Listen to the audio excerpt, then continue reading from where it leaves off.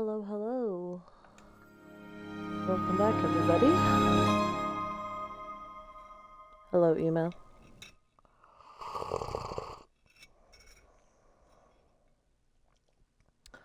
Please be happy. Audio is good. Okay, thank you. We're back. Quick recap. We have a girlfriend. It is Aspen. We had our first kiss, big smooch, and we're going back. Wow, watch streak reach. Ema is on a 3-stream streak. Hooray! Audio is not good.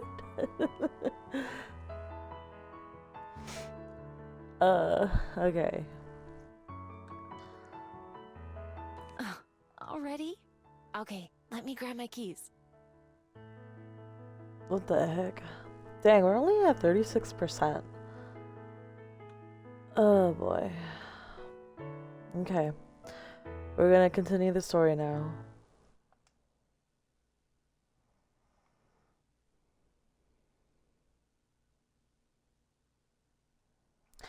Correction, I clicked the wrong thing. Jesus, that scared me. For a minute, I was just like,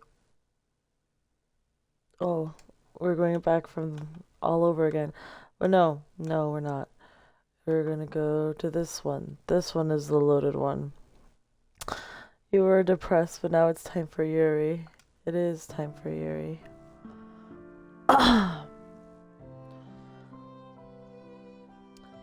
My paws carry me across wet leaves and mud. Fog has crept into the forest as stealthily as me. Glimpses of the sky are rare between the trees and the mist. The wild mountains and hills are hidden as well, out of sight, but not mine. I run filled by a sense of purpose. It lightens my steps and pulls me in the right direction. I'm going to see someone I care about very much, and who cares about me? Somehow we found each other. My person. The path to follow is engraved in my body and mind, almost instinctual. A warm smile, a gentle touch, a kind word. These are the things that draw me forward. I slow down as I get closer to my destination and to the silhouette waiting for me. It's impossibly bright as I approach, my heart pounding in anticipation, like the sun has descended to greet my person too. It matches the feeling in my chest, warming my soul and fur. So bright that when my person turns around, stooping low to greet me, light is all I can see. But I don't need to see, only hear. That voice that I could never forget. Little fox. Where is your home? Oh, what day hail? I awake with a yawn, head on my pillow, as the dream fades away. Oh, so this is now Miho taking an Aspen as her person now. That's cute. It's been a long time I've dreamt about the forest. It used to happen a lot, especially when my travels first took me out of Korea, but over time they stopped. The dreams are always the same. I'm somewhere in the woods, running to the clearing where I'd meet Jong-in. There, they greet me in the same familiar way. New outfit? That's her pajamas. I mean, it is nice to see her in a different outfit. I wish, all the girls had a different outfit. But so far, it's just only, main character. Something was different about it this time, though. Actually, the other two girls technically do have different outfits. Like, Aspen has her barista uniform, and then Juliet, she has it when she's in the house. She takes her coat off.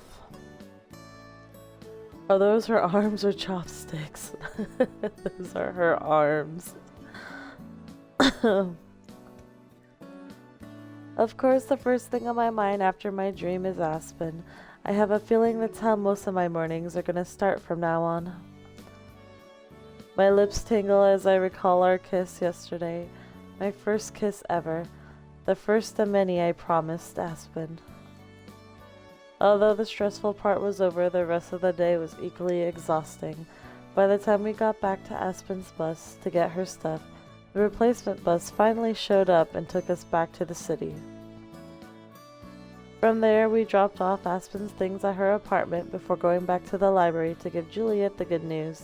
My legs felt like they were going to fall off, and both Aspen and I agreed to get some rest. Even the anticipation of seeing her today couldn't keep me up, and I feel well rested and excited. But as I roll onto my back, I start to notice something weird. It's like an itch, but in my mind, something irritating and out of reach, and out of me. It takes me a moment, but I realize that it's my bead. I know it's the same way that I know how to run and hunt and dig. Tugging at the baubles around my neck, there's an obvious change. Of all the beads on my neck, only one is special. Most are just pretty things that I collected and stuck on there. Only one has been there with me from the moment I became a gumiho, became me. Since then, it stayed exactly the same, no matter how many times I throw or drop or lose it. The necklace comes back to me with the bead unharmed, not a single scratch or chip or blemish. Until today.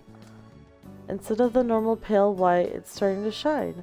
It's barely brighter than usual, but I notice in an instant. In fact, it's almost as if... I hold my necklace up to be sure. It's glowing. Just barely, but it is. I rub my thumb over this familiar surface, but it doesn't feel any different on the outside. I'm not sure what it means, but it has to be related to yesterday. There's no way it could pick today of all days to change. Maybe Aspen was onto something when she said there's no such thing as a coincidence. Either way, it's magic, and magic I can't control. My bead has always been a part of me, but it's something I can only partially understand, and in the wordless animal way I describe to Aspen. Aspen. When the time comes, whatever it is that's coming, I just have to trust that I'll know what to do.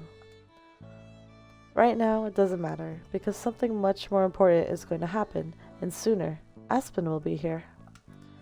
She's probably here already, so I need to get ready. Going through a quick morning routine, I feel more energized than ever. For once, I'm not nervous, just excited. Oh boy. As I open my bedroom door, I can hear the familiar murmur of conversation in the kitchen.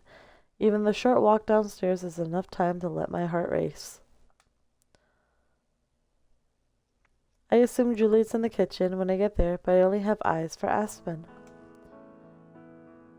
She looks over from her seat at the table, and the instant she sees me, her face lights up. It nearly stops me in my tracks. I've seen Aspen smile 1,000 times by now, but never like this. Never for me, and me alone. I can't help but do the same. Good morning, Miho. Morning. It's our usual greeting, but it feels brand new. I wonder if all the little things will... Did you sleep well, Miho? Like a rock.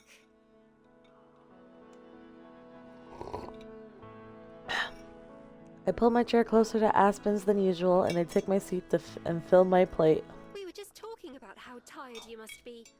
I wouldn't have been surprised if you slept until the afternoon. No way. Then I wouldn't get to see you at breakfast. Flustered, Aspen doesn't seem to know how to respond. Now that I know the feelings she was hiding, a lot of the other times where that's happened make way more sense. I giggle as she looks torn between being pleased and embarrassed. That would be quite a shame, yes. But understandable after you ran across half of Wellington yesterday. Was it really? It didn't feel like it. But maybe that's why I'm so hungry. Feel free to help yourself to what's left. Aspen and I have already eaten. We wanted to wait, but It's fine. I don't mind. Around now is usually when Aspen would start to leave for work, but it's Juliet who stands up first. I must say, I'm rather sleepy myself. Would either of you mind if I retire a bit early today? Nope. Aspen and I can clean up, right? Oh, yes, right. That. I mean, not at all. I'll wish you both good night then. Good night. Bye. What is this tomfoolery?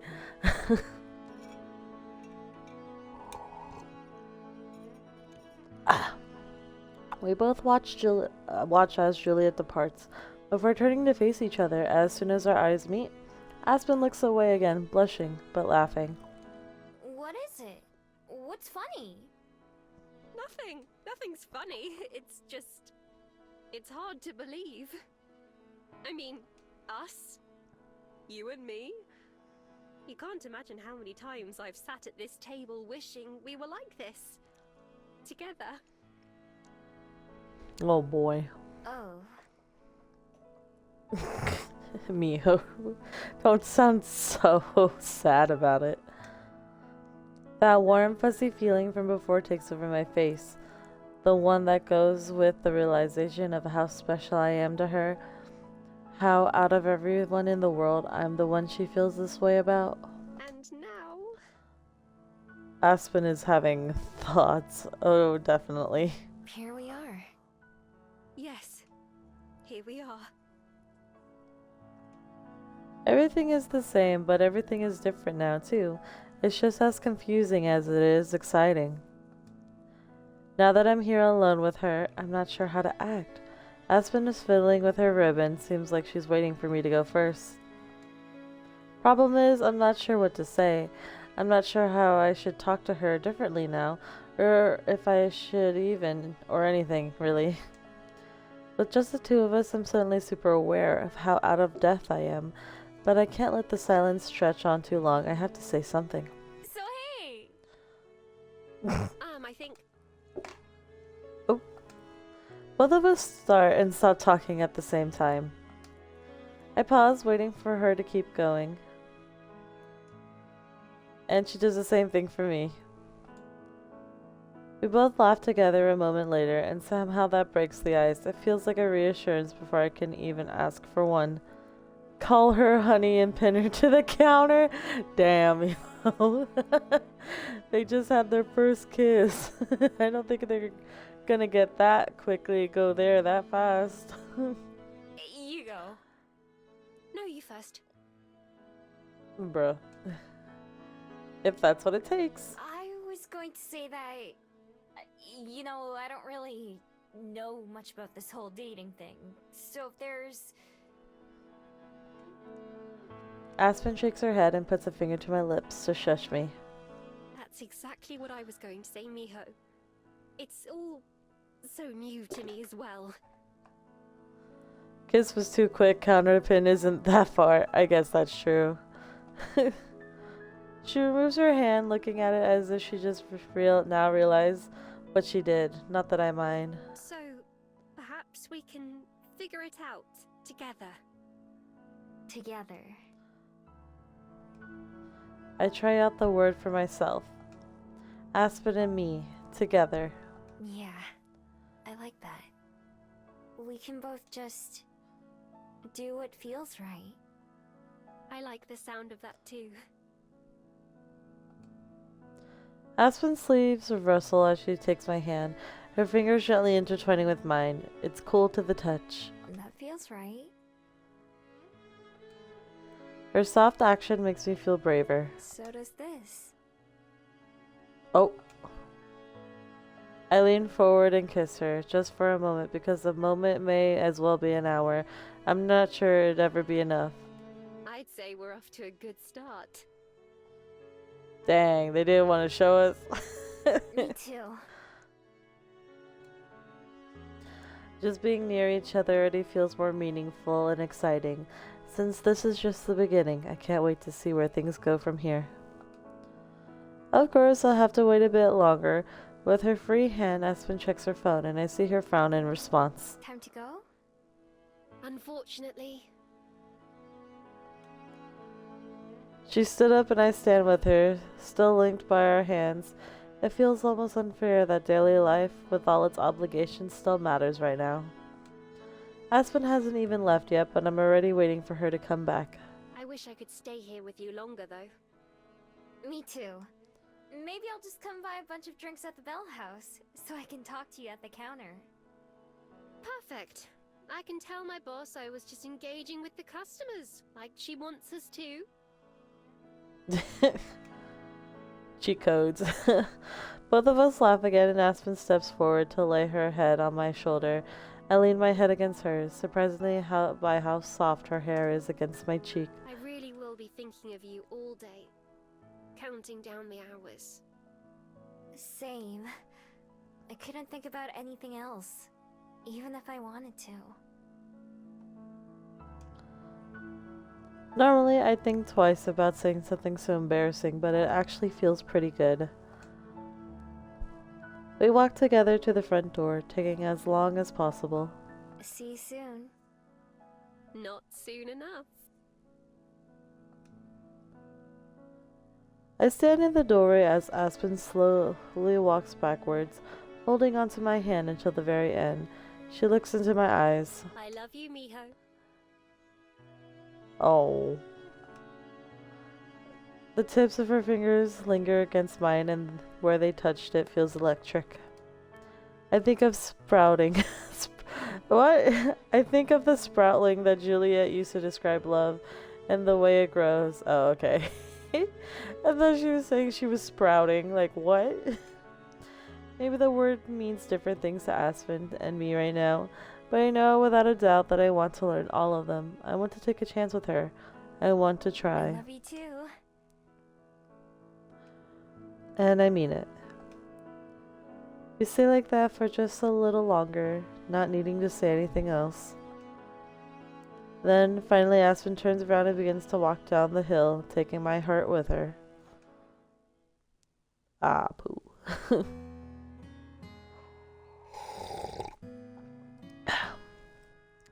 Just like Aspen, I end up counting down the hours until her shift will be over. Too impatient to make it to the end, I leave early and reach the Bell House around the time that they'll be closing for the night. It's not dark out yet, but even from a distance, the inside of the Bell House looks warm and inviting. As I pass by the front window on my way to the door, I spot Aspen, who doesn't notice me. She's helping one of her coworkers stack the chairs up on the table, and when they finish with that, she goes to organize the sweetener section. While she's doing that, a different coworker comes over and shows her 2 different loaves of bread, and she thinks for a moment before pointing at one. In the time it takes the other staff to complete a task, Aspen finishes 3, even with people coming up to her asking questions too. Of course, I have no idea what they're talking about, but even from here on the outside of the store, I can see why they want her to run the new Bell House. Leaning against the wall of the cafe, I wait. Most of Aspen's coworkers leave before she does, and it's several minutes before she finally walks out the door at a brisk pace, going right past me. Aspen! Spinning around, she quickly goes from surprise to smiling. Miho! I was just thinking about you. Although that's been true all day. I got tired of waiting for you at the library, so I decided to come down here so I could see you even sooner. That earns me a hug and a kiss on the cheek. I love you. Have I mentioned that? Once or twice, but I don't think I'll get tired of hearing it. Separation anxiety. I mean, it's a thing, you know? It happens. Good, because I don't get tired of saying it. Aspen links her arms with mine, snuggling against my shoulder. Normally, when someone gets so close to me or touches me, my first instinct is to jump away, but not with Aspen. You think at some point, Aspen's gonna be like, can you turn into a little fox so I could just cuddle with you? Or maybe just like, maybe Miho might just turn into a fox to lay on her lap and just sleep there. It's only the first day, but I've surprised myself with just how much I'm enjoying being Aspen's girlfriend. If she hadn't told me her feelings, I probably never would have realized on my own. But once I opened myself up to the idea, I realized that almost all of my favorite memories are with Aspen. When I'm with her, I just have fun. Being around her cheers me up, even if I was in a good mood to begin with. Excuse me, jeez. I wonder if it's the same for her. I hope so, since just being myself has always seemed to make her laugh and smile. I never would have imagined that I would be able to do that to someone, that they could feel that way about me, or that I could feel it too. Yeah, no, what is it called? When you first start dating someone, it's pretty much like the honeymoon phase. But then even though, depending on your relationship, that could last either forever, or that could end real quick. I've never been so glad to be wrong. So, what do you want to do now? Well, I need to go home to change and take care of the cats. Would you like to come over? Ooh, dang. Would you like to come to my apartment to see my cats? You're talking to an emotional brick wall. I'm so sorry.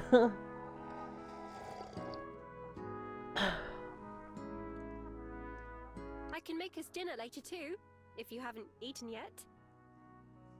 Sure! Even if I had, I'd make room for that. It's settled then, shall we? Arm in arm, Aspen proudly leads the way to her apartment. It's alright, I accepted it. Oh, do you need to talk about it, Emo? Are you okay? The moment she starts to unlock the door, the sound of meowing and scratching claws from the other side start up. They're excited to see you too, huh? Excited to be fed, more like. Scooch, boys. The cats run around underfoot as Aspen steps inside, with me following behind.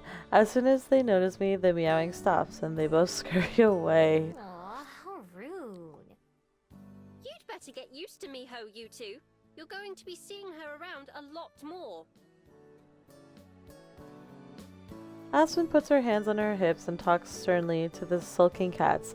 They both meow in frustration in response to Aspen's sighs. Yeah, I'm okay. More worried about finishing school. Oh, are you still doing school? Or it's not summer break for you yet? No, a lot of places are like in summer break right now. Yes, yes, now let's get you fed.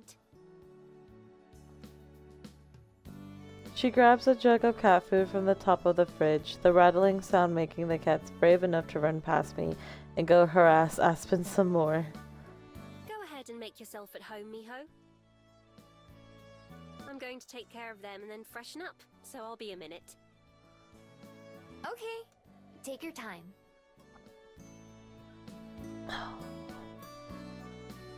I sit down on the edge of Aspen's bed, doing my best to not disturb the neatly made sheets. Aspen sets the bowl of cat food on the floor near the door, and the cats position themselves so that they can watch me while they eat. Rolling her eyes, Aspen steps over them towards the restroom. So dramatic. I wonder who they get that from. Anyway, be right back. It isn't long before the sound of the running shower starts. I look around the apartment, paying closer attention than the last time I was here. Oh goodness, Miho, you don't go peeping on Aspen now. Graduation is June 5th. Classes are done though. Oh, this Friday. Nice, you're almost there. Because it's so small, it feels like there's something of Aspen's personality in every corner. From the glittering lights strung across the ceiling to the stuffed animals on the bed behind me. I recognize some of the books on the shelves and desks from the library. I'm sure there's a story behind each and every decoration. I'll probably hear more than a few of them eventually. After the cats finish eating, they sulk into the room and sit down across from me, glaring. I wonder if something about my ears and tail makes them mad. Guess what? I transform into a fox right in front of them, spreading my tails out like a fan. I don't growl or anything, but I lock eyes with each cat in turn. Was her tail always like that? I don't remember her tail being like that many. I thought it was always just one. Huh. Oh well. Immediately they both yowl and run for the bed, tripping over each other as they rush to hide, fur puffing out like clouds. I crackle to myself as I change back and sit down again. Cats are always fun to tease, so some opportunities are just too good to pass up.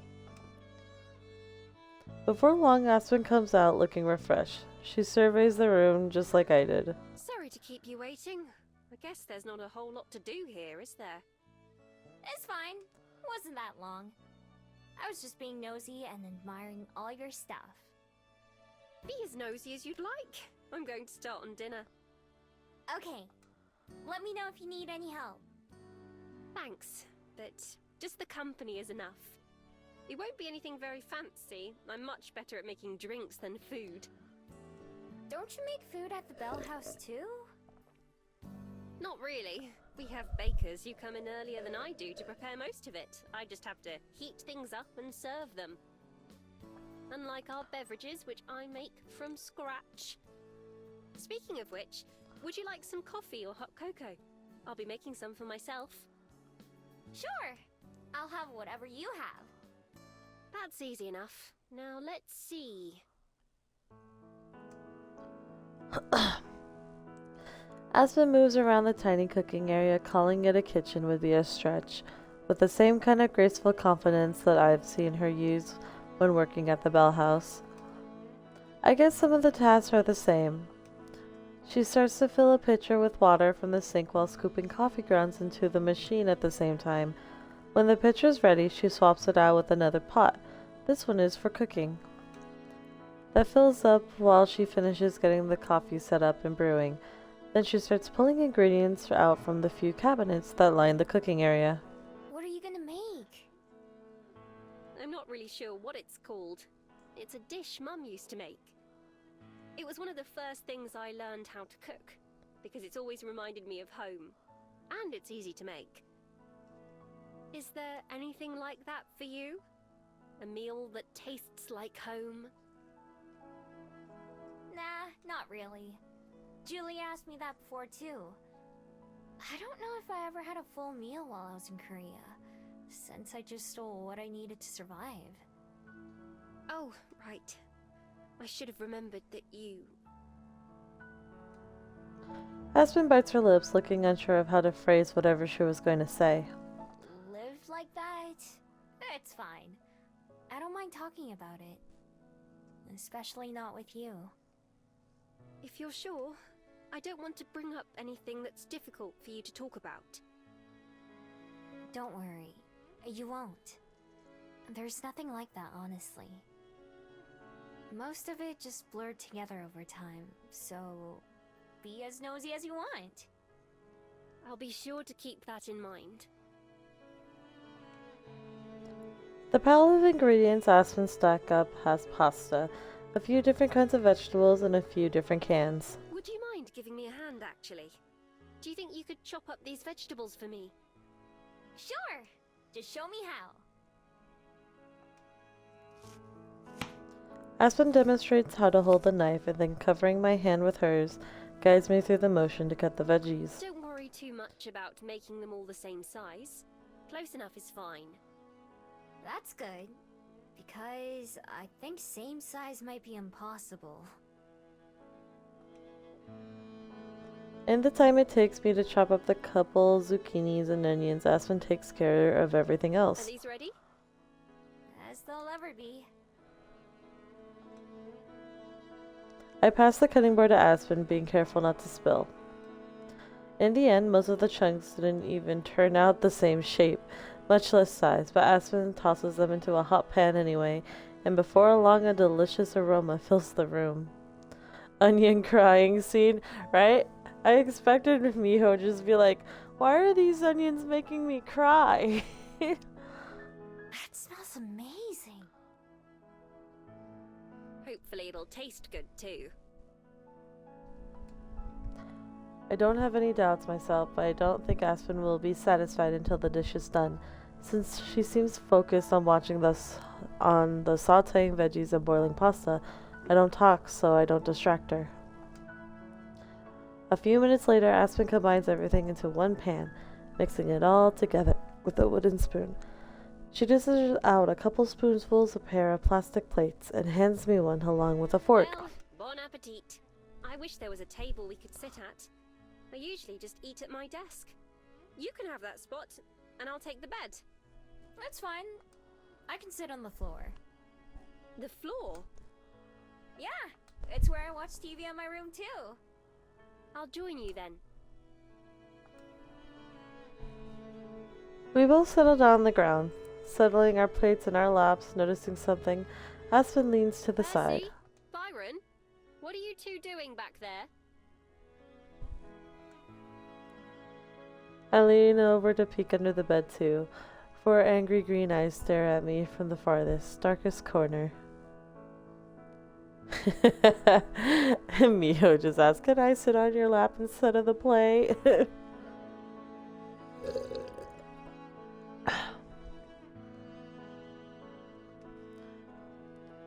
Feigning innocence, I sit back up. Huh. Wonder what their problem is. Miho's a bully. I guess they're just not used to having company. It's been a long time since they've met anyone aside from you and Juliet.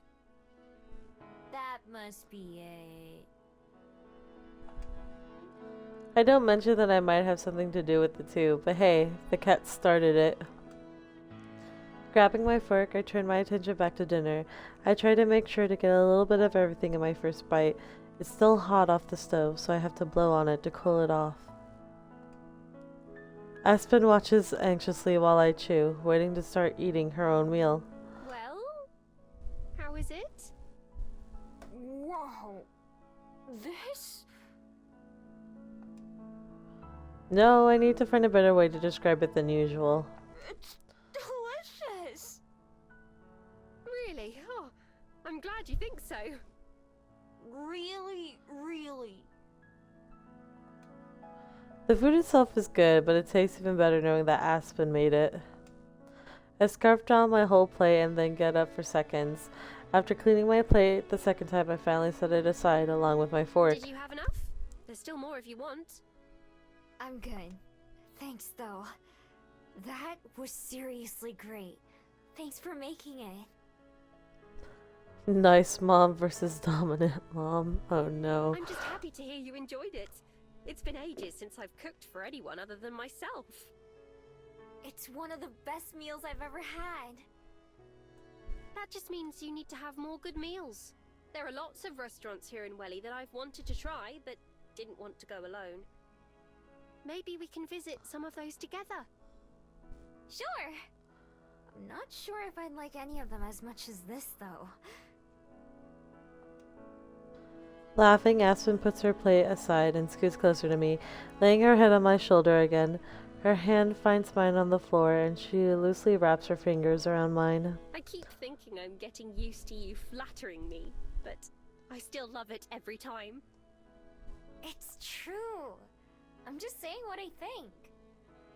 I know. That's one of the things I love about you. One of many, many things. I've never felt anything but ordinary, as much as I'd like to, and as much as I'd like to pretend I wasn't. But you really do make me feel otherwise. I'm so happy I met you, Miho. I hope you don't get tired of hearing that. Never.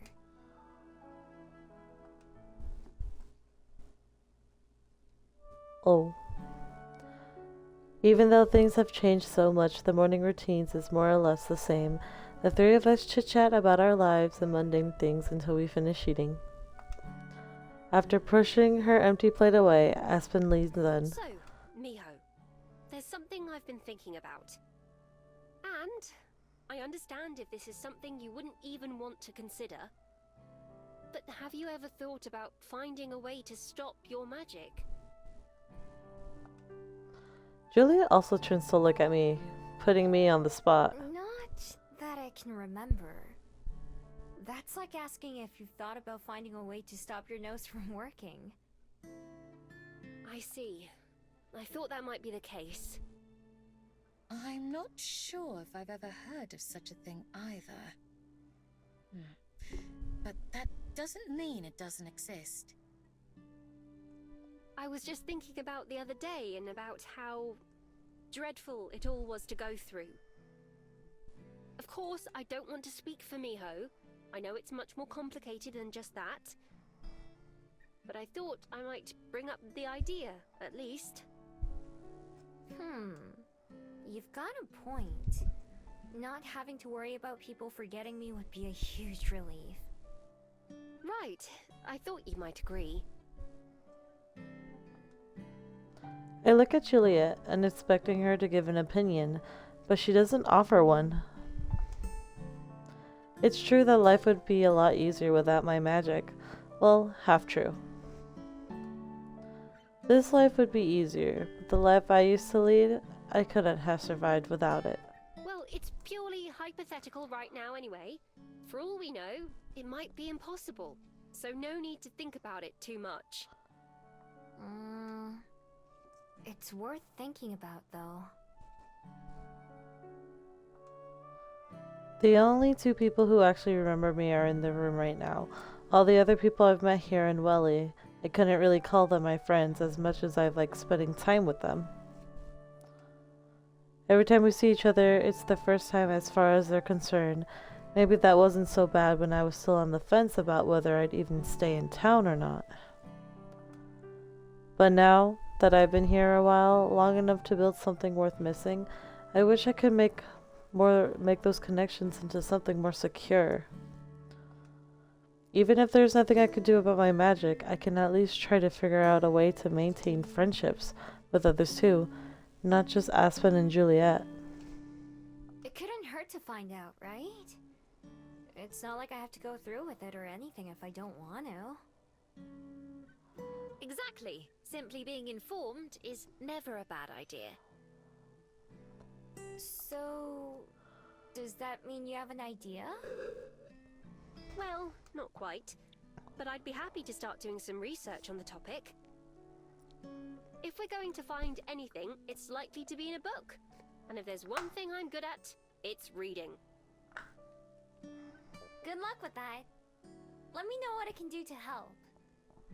I'd be glad to lend a hand as well. Perhaps I could find someone who'd be knowledgeable about Gumiho. Or maybe you could try to go up to that other fox girl and be like, "Hey yo, how do I stop the curse, yo?" And she would probably be like, "Go away."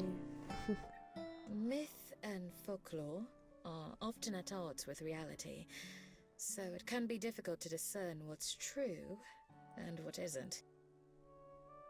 Someone who'd know about Gumiho, huh?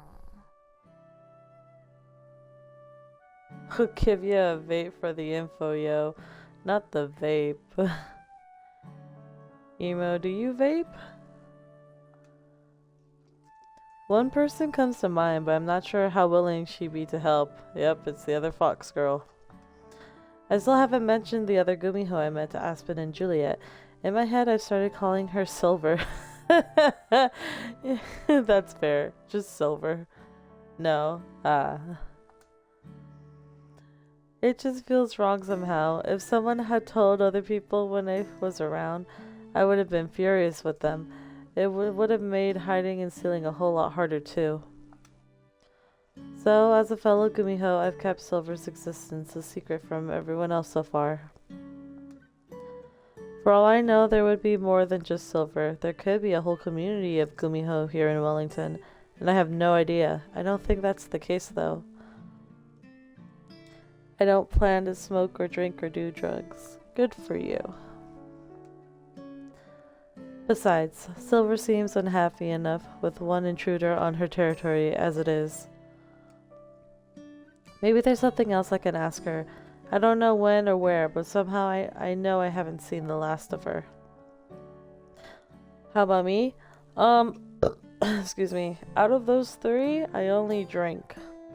I'm an occasional drinker. Or a casual drinker per se. For now, I just sit back and listen as Aspen and Juliet discuss various books and theories to start with. I feel like I should be more involved. It's my magic after all, but this is one area where I can't really contribute. I can't stay out of it forever and let them take care of me again, though. I have to try something on my own too. I can't just refuse to participate in my own future. As it gets closer to time for Aspen to leave, Juliet checks the clock and then stands up. Off to bed? Not yet, actually. Would you mind staying just a moment longer, Aspen? I have something I'd like to give Miho. It's somewhat related to what we were just talking about. Oh, no, I don't mind. For me? What is it? You'll see. I'll be right back. Disappearing upstairs, I hear Juliet enter her study for a moment, before returning with a small, nicely wrapped box. There's no particular occasion, but still, I felt like wrapping it.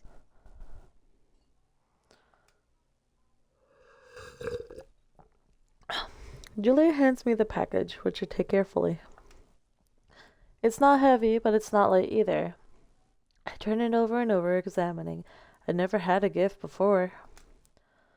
Clearing her throat, Aspen seems a bit impatient. Don't just keep us in suspense. Okay. I tear off the paper that Juliet so beautifully wrapped the package with, revealing. Oh. Wow. It's a phone. One that I recognize. It's the same as Aspen's. What a coincidence, right? I consulted Aspen to make sure I got the same one. I thought it would be best if she can help show you how to use it. I'm a little behind the times on things like devices. Way to show your age, Juliet. As gently as I can, I open the box and take out the phone itself.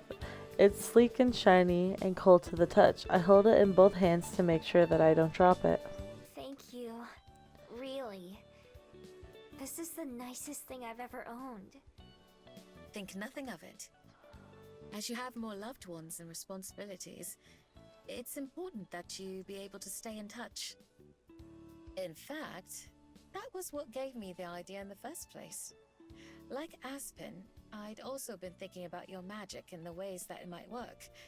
So I wonder, would seeing someone in a video call serve to refresh someone's memory of you? Or is it necessary to see each other in person?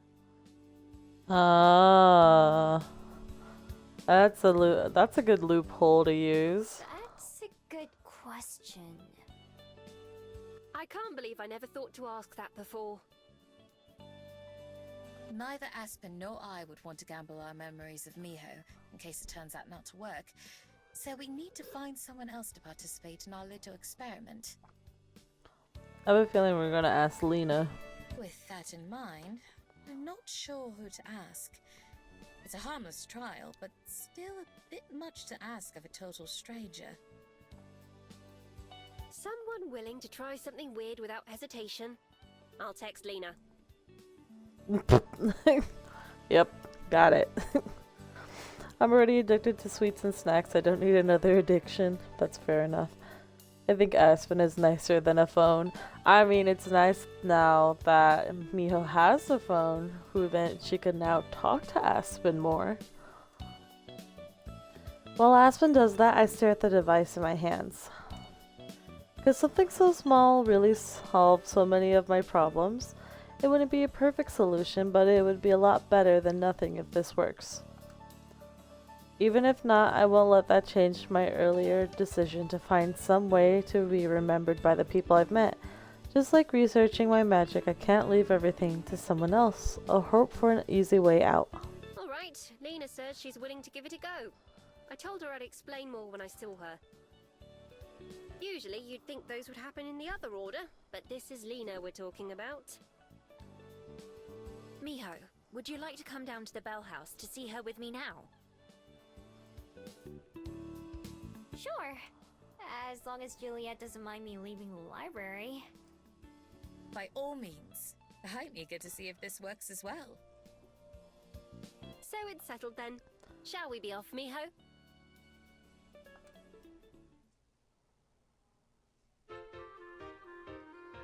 Lena's waiting for us outside the Bell House as we arrive. Morning, boss! Hey, Lena. So, you're the person with the weird memory thing, right? Yep, that's Damn. me. I've already introduced myself to Lena more times than I can count. Still, what's one more? This will be a great start to my new goal of making sure the other people I've gotten to know don't keep forgetting of me. I'm Miho. We've met before, actually. At tennis and at the Bell House and a few other times, too. Okay. Makes sense to me. So how do we do this? Really? That's it? What do you mean? I would have thought you'd take more convincing than that. I guess I'm not surprised, but... Nah, it lines up. I remember doing all those things that Miho mentioned, but I couldn't think of who I was with. Now I can stop trying to remember that and devote that brain power to something else. Yes, well, I'm sure you'll need it. So, let's see. I just need to get Miho's number, right? And then video call her tonight? Right. Any time should be fine as long as it's before this time tomorrow. Miho can come with me again in the morning, and we'll see if you know who she is. You got it! I'll try extra hard to remember her. I'm not Damn. sure it works like that, unfortunately. I wish it were that simple. Maybe it is, and you just didn't try hard enough. Placing a finger on either temple, Lena closes her eyes and hums deeply. Does that help? Shh! Don't interrupt! Lena hums for a little longer and then opens her eyes with a wink and a thumbs up.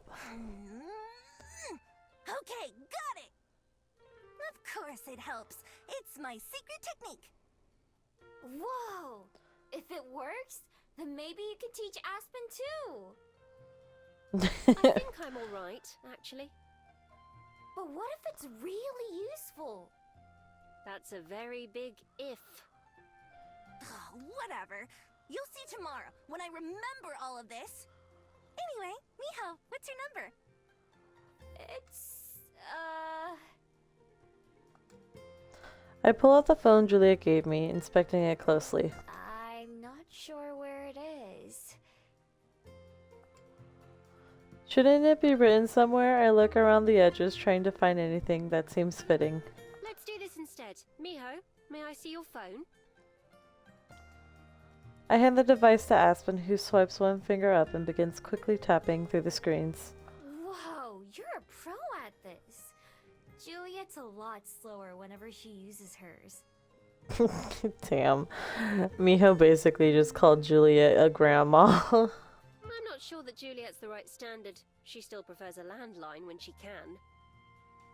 Oh god. Okay, here. I saved Lena's number for you, Miho. Now you can call her so she can save your number. Right. Okay, let's see. Taking my phone back, I try to remember how to do that. Lena comes and watches from behind Aspen. New phone? Moving away, Aspen brushes imaginary dirt off her shoulder. Damn. That's so mean. You're in my bubble. Lena. That's the same kind Aspen has, right? Yup. This is the first phone I've owned. Damn. Well, no, you had the phone before. I don't know if it was a smartphone, but you had one before, I remember. I think she dropped it or left it somewhere. I don't remember. Wow, really? So then how do you check Triller or Space Face? What the hell? What are those? Stumbling backwards, Lena seems like she's at a loss for words, which might be a first for her. I guess she does have something in common with us. Excuse me. You really do have a lot of catching up to do. I'll help you get set up when I call you. It's like, you can't not have a Triller, even though it's terrible, I hate it, but you have to have it. Space Phase, I don't know about. Everyone you... Okay, I think that's enough, Lena. Oh, you never let me finish talking!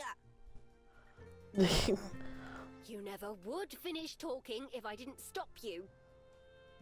Damn. I wonder if you went the Juliet route, she would get your blood. Maybe. That's the thing though, because like, Miho isn't fully human. So, would she be able to even drink her blood? Because I think Juliet said she gets donated blood. So, she didn't really specify if it was human or animals. But since Miho is both, would she be able to drink it? Because it's technically both? Or it has to be separated? I don't know. That's not true! For a second, Lena seems pretty serious, but then she thinks about it a second. Well, maybe a little. But just a little. Anyway, it's fine. I'll tell Miho when I talk to her tonight. See you guys later! I'm going to be in there with you in like 2 minutes. That's later, isn't it? I mean, she's not wrong. Lena flaps her wings proudly as she walks into the Bell House. You let her win, huh? Sometimes it's better to just let her go. But I'm glad she said she'd help out. She's a mess, but she sticks to her word at least. Damn. You two seem pretty close. Do we? We started working here at the same time, so we spent a lot of time together. You've spent more time with her outside the Bell House than I have, though. She can be a lot, but she comes through when it matters. Like with this. I knew before messaging her that she'd be willing to help out. It's just how she is. Well, that's a good thing Don't then. you dare tell her I said that, though.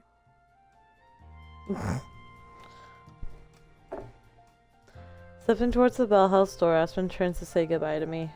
Well, it's my least favorite time of the day. Time to say goodbye. It's not too late to ditch work and hang out with me instead. Damn. Believe me, it sounds more and more tempting each day. That just means I have to keep trying.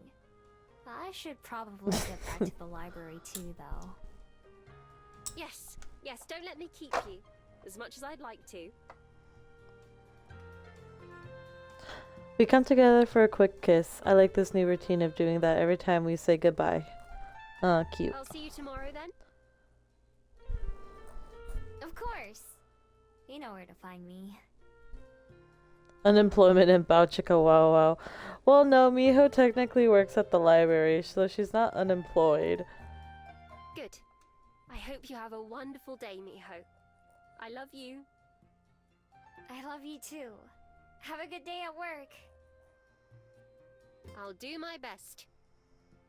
Oh, it's like they're a normal couple. If she constantly skips it, yeah, that's true. Aspen walks inside, and the bells over the door chime like they're happy to see her. I wait until the door fully closes behind her and she disappears from sight before I head out on my own.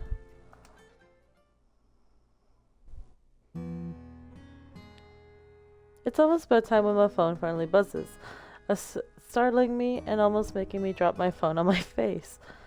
Lena's name pops up and I tap what I hope is the right button. Hello?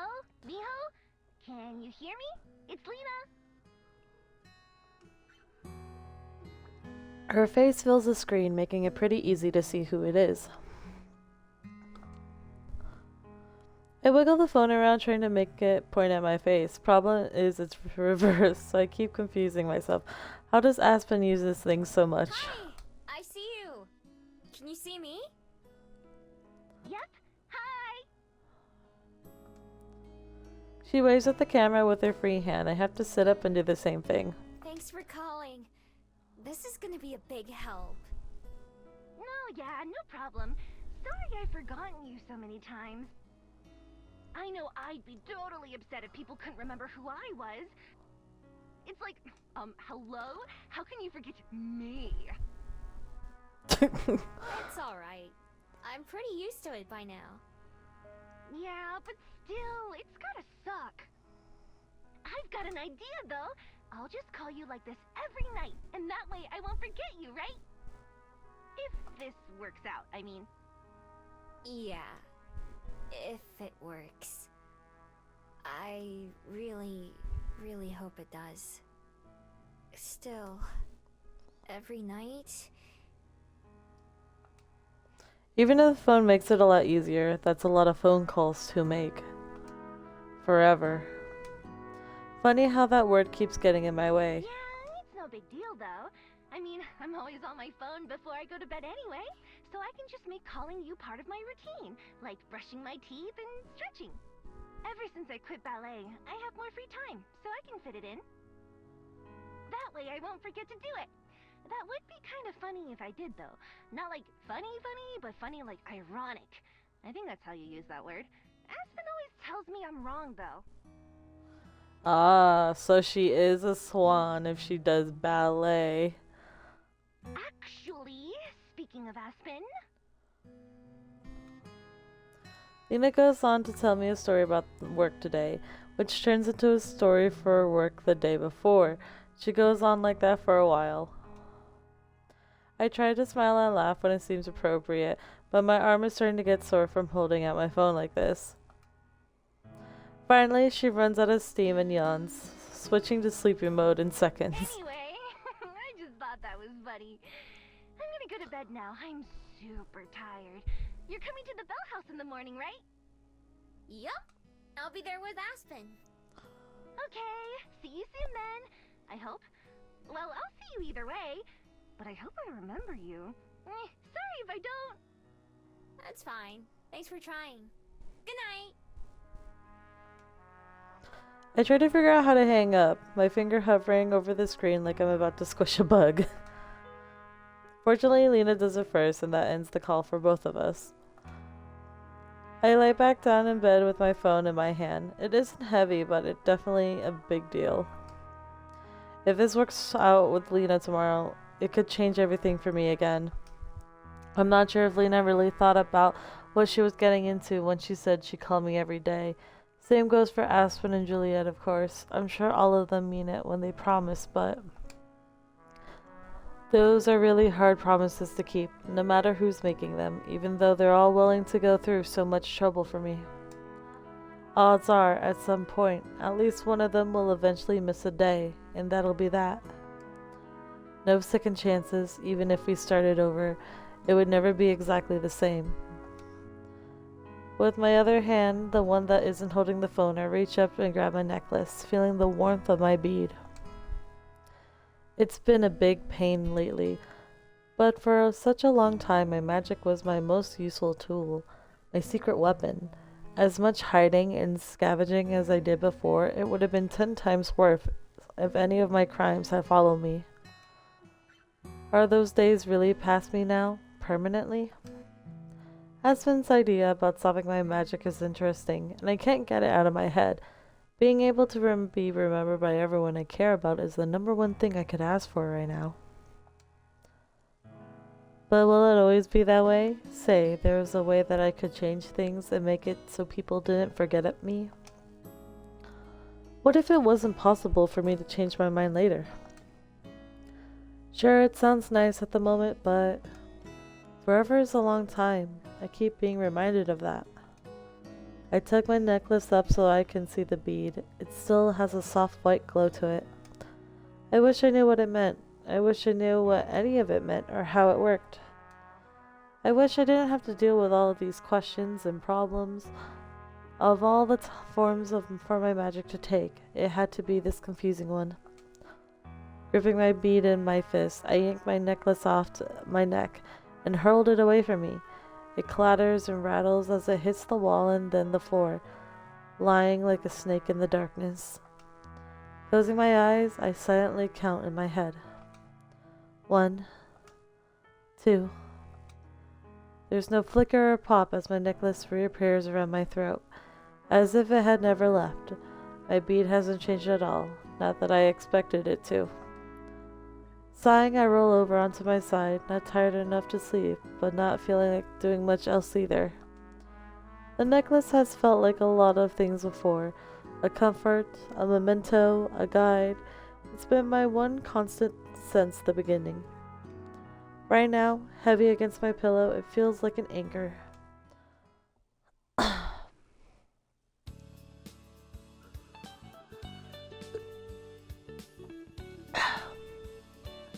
Like always, the next morning, I'm cheered up by seeing my friends. After a quick breakfast, Aspen spreads out some sheets of paper on the table, and Julia and I both crowded in to see. So I started doing some research on Gumiho.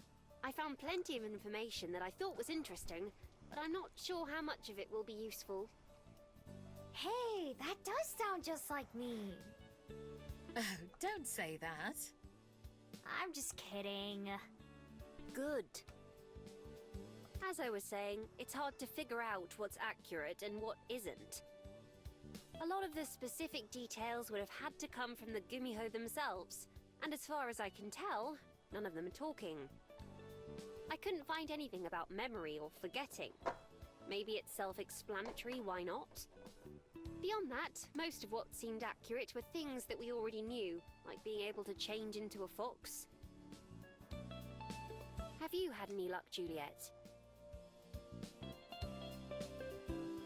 I'm afraid not. I checked what books I could think of, and none of them yielded any more than you said. I'm not aware of anyone else around who might be helpful either, unfortunately. Of course, it's only been a couple of days so far. I'll keep looking. We're bound to learn something eventually. I'll keep looking too. There was one other thing that came up I thought might be worth mentioning. Oh?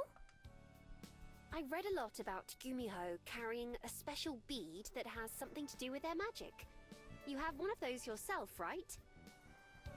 I just realized on Miho's neck you could actually see the one bead a little bit more shiny compared to all the others.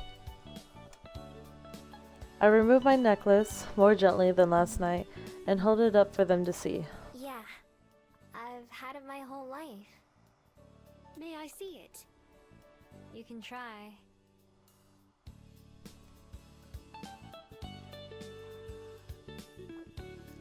I pass it to her and Aspen handles it delicately. Pardon? What do you mean? It poofs out of her hand and back around my neck. Oh, I see. Yeah, I couldn't get rid of it, even if I wanted to. Am I wrong? Or is it glowing? Yeah, that part's new. I was in bed when I noticed it a couple days ago. I know it's important, but not how or why. Your wild instincts inform you. Juliet says it so matter-of-factly. Not that there's something bad or that I should have gotten rid of it. There's still a part of me.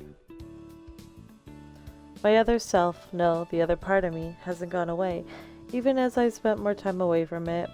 When I first came to Wellington, I still thought of myself as a fox. Now, I'm not sure how I see myself. But my bead and its mysteries are a reminder that I'm something different. Well, that sounds promising. It means something is happening, even if we're not sure what.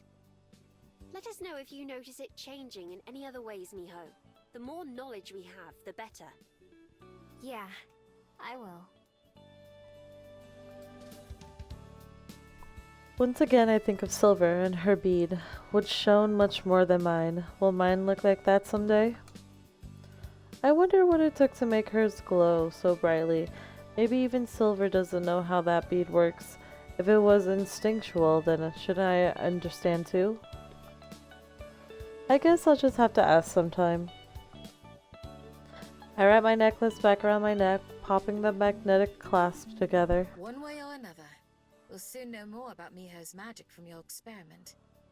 Yes, I think it's just about time for Miho and I to head out. By the time we get there, it'll have been a full day. I'm ready to go if you are. You know I hate sitting around waiting. Another thing we have in common. All right then, let's be off. Good luck, you two. Let me know how it goes. Will do.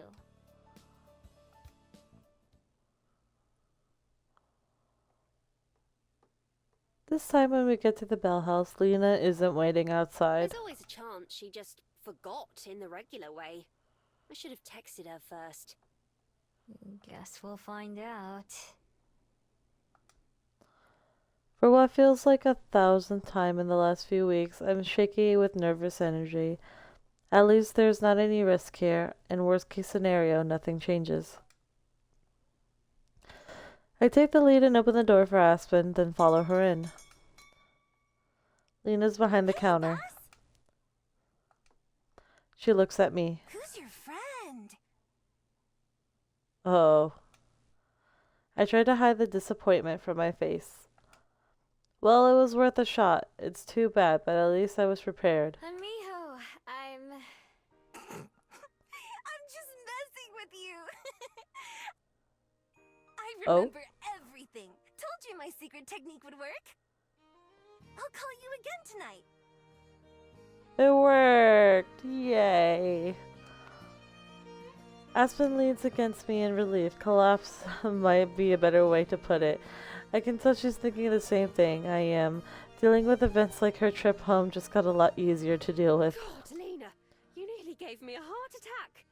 But I'm so glad to hear it that I don't even care. Me too. A huge weight feels like it's been lifted off my shoulders. Not all of my problems are solved, but at least some of them are. Still at my side, Aspen holds my hand and Lena's eyes bug out in shock. Wait, are you two? After giving me a quick kiss on the cheek, Aspen nods. Why, yes, we are. Lena looks like she's seen a ghost. Oh, no way! You seriously started dating someone before I did? I thought I had that one in the bag! That's crazy. Like usual, I wasn't aware we were competing, but I certainly did win in this case. Well, I guess just this once it's fine, since you two are pretty cute together. But I'll win next time! And what exactly is next time? Not sure yet, but I'll figure that out soon. I guess I'll leave you two lovebirds alone for a bit. Talk to you tonight, Miho. Bye. Putting her headphones in, Lena disappears into the back of the cafe, leaving the lobby to Aspen and me. I do only have a bit, unfortunately. Probably better that no customers walk in like this. But I'm really, really glad this worked. Me too. Now we don't have to worry anymore. Not nearly as much, at least. I'll be busy this evening, but I'll call you later, and I'll see you tomorrow, okay? Okay. I should go tell Juliet that our idea worked too. I'm sure she'll be overjoyed as well. Here's the thing though, I wonder if now her curse, since like, you know, you could talk to said person on the phone via video call, does that reset the timer? Like how for Lena, they saw her in the morning, right? And that was the first 24-hour timer. Since she video called her later at night, did that timer get reset for the nighttime then? Because that would make more sense. But I guess in this case, since it was an experiment, it would have still served as morning. But, damn. Well, at least it worked out. Have a good day at work, and I'll try to message you if I can, alright? Yeah. I'll try to figure out how to send a response. Don't worry, I'm sure you'll have lots of practice. Talk to you again soon. But not soon enough. Bye. We gave each other a quick hug, and then I head back to the library to deliver the good news. Like we expected, Julia is also relieved. She gives me a quick lesson in how to send messages, although she's almost as slow as I am. I spend most of my shifts working, texting Aspen when I can, and looking forward to tomorrow. Did it work? Yes, it worked. Hooray!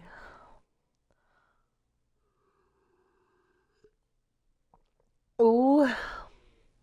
Oh boy. We're gonna have drama with the kid. Let me do a save.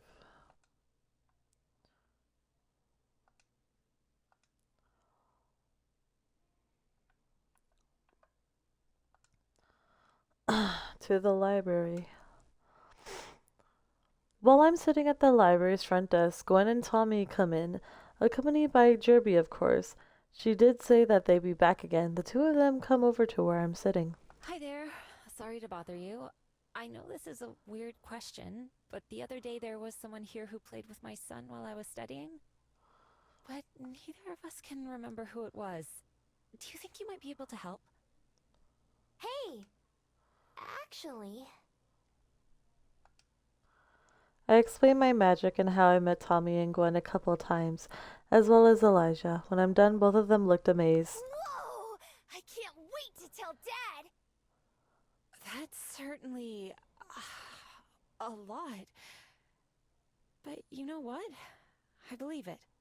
It lines up with the gaps in my memory. I thought I was just getting stressed out and forgetting things. Well, I probably am, but I'm glad it's not the case here. Is there some way to keep from forgetting you? Especially if we've met so many times before already. We exchanged numbers, and I tell her that Tommy's always welcome to come hunt for bugs here. I just don't know if I'll be joining him. Talk to you later. Good night. I press the button to end the call on my phone, and then gently set the device on my windowsill. Getting through the phone calls to make sure I'm not forgotten is more work than I expected. I'm glad that the people I've befriended are willing to put up an effort to see me every day. It's still such an inconvenience, though, and such a risk. For their sake as much as my own, I need to try to find a better solution, whether that means getting rid of my magic entirely or not. I have at least to know what my options are. I can't leave it all for Aspen and Juliet to figure out either. I need to put my own effort in too. While I'm not nearly as good as reading and researching as they are, there's still that one idea that comes to mind a few times. It's time to finally put it into action. Leaving my phone in my room, I get dressed and slip silently out the front door, making my way to Mount Victoria. At the very edge of the path, I transform. Nose close to the ground, I head for the tree line and the wild part of the mountain. I'm rusty when it comes to tracking, and the sheer number of scents that I assault in my nose is overwhelming. I have to sift between them in my head while I run, disregarding the ones that I can tell are human or other fabled, just part of nature. It isn't until I'm far from any roads or home that I finally catch what I'm looking for, that familiar but unrecognizable presence. Honing in on what I can detect of silver trails, I follow it as closely as I can. Sometimes the lead goes cold, but I pick it up again a few meters away in a different direction. The path is windy and hard to follow. How does anyone live like this? It doesn't feel as if the path is leading anywhere in particular, but I stay on it, keeping my eyes and ears peeled for any other signs of her. Finally, after picking up the trail yet again near the river, I follow it until I reach a familiar spot and transform yet again. No way. It's been weeks, but traces of my den are still there. The weather has destroyed a lot of it, but the tunnel's only half caved in. The evidence of the holes where I buried my snacks and supplies remain too. Has Silver been staying here? There aren't any signs of life more recent than mine. Still, her scent ends here. as if she just disappeared. Something rustles from over near the collapsed den, even when the moonlight is hard for me to see, so I change back into a fox, straining all my senses to detect anything. I don't. Nothing but me and the wind. Changing forms yet again, I still get the feeling that I'm not alone. Hello?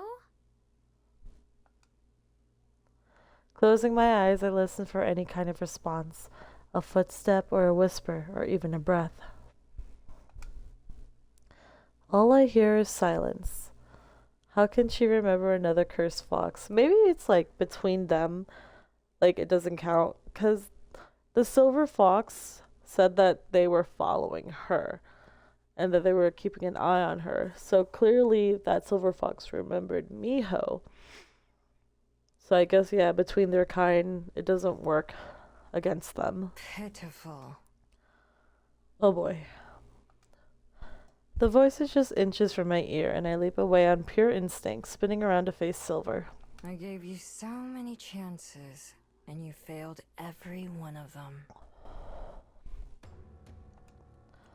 I don't know where she came from or how I didn't notice her, but she's here, slouching in the moonlight, although I'm sure that, just like me, she could turn and run at a moment's notice.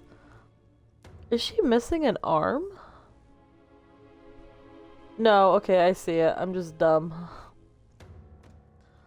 Or fight. I hope that's not what she wants, because I don't think I'd win. How'd you do that? Sneak up on me like that, I mean. I didn't even have to try. I see nothing has changed since last time. If anything, the human pet has only gotten more docile. Damn. Tell me, do they feed you scraps from a bowl as well?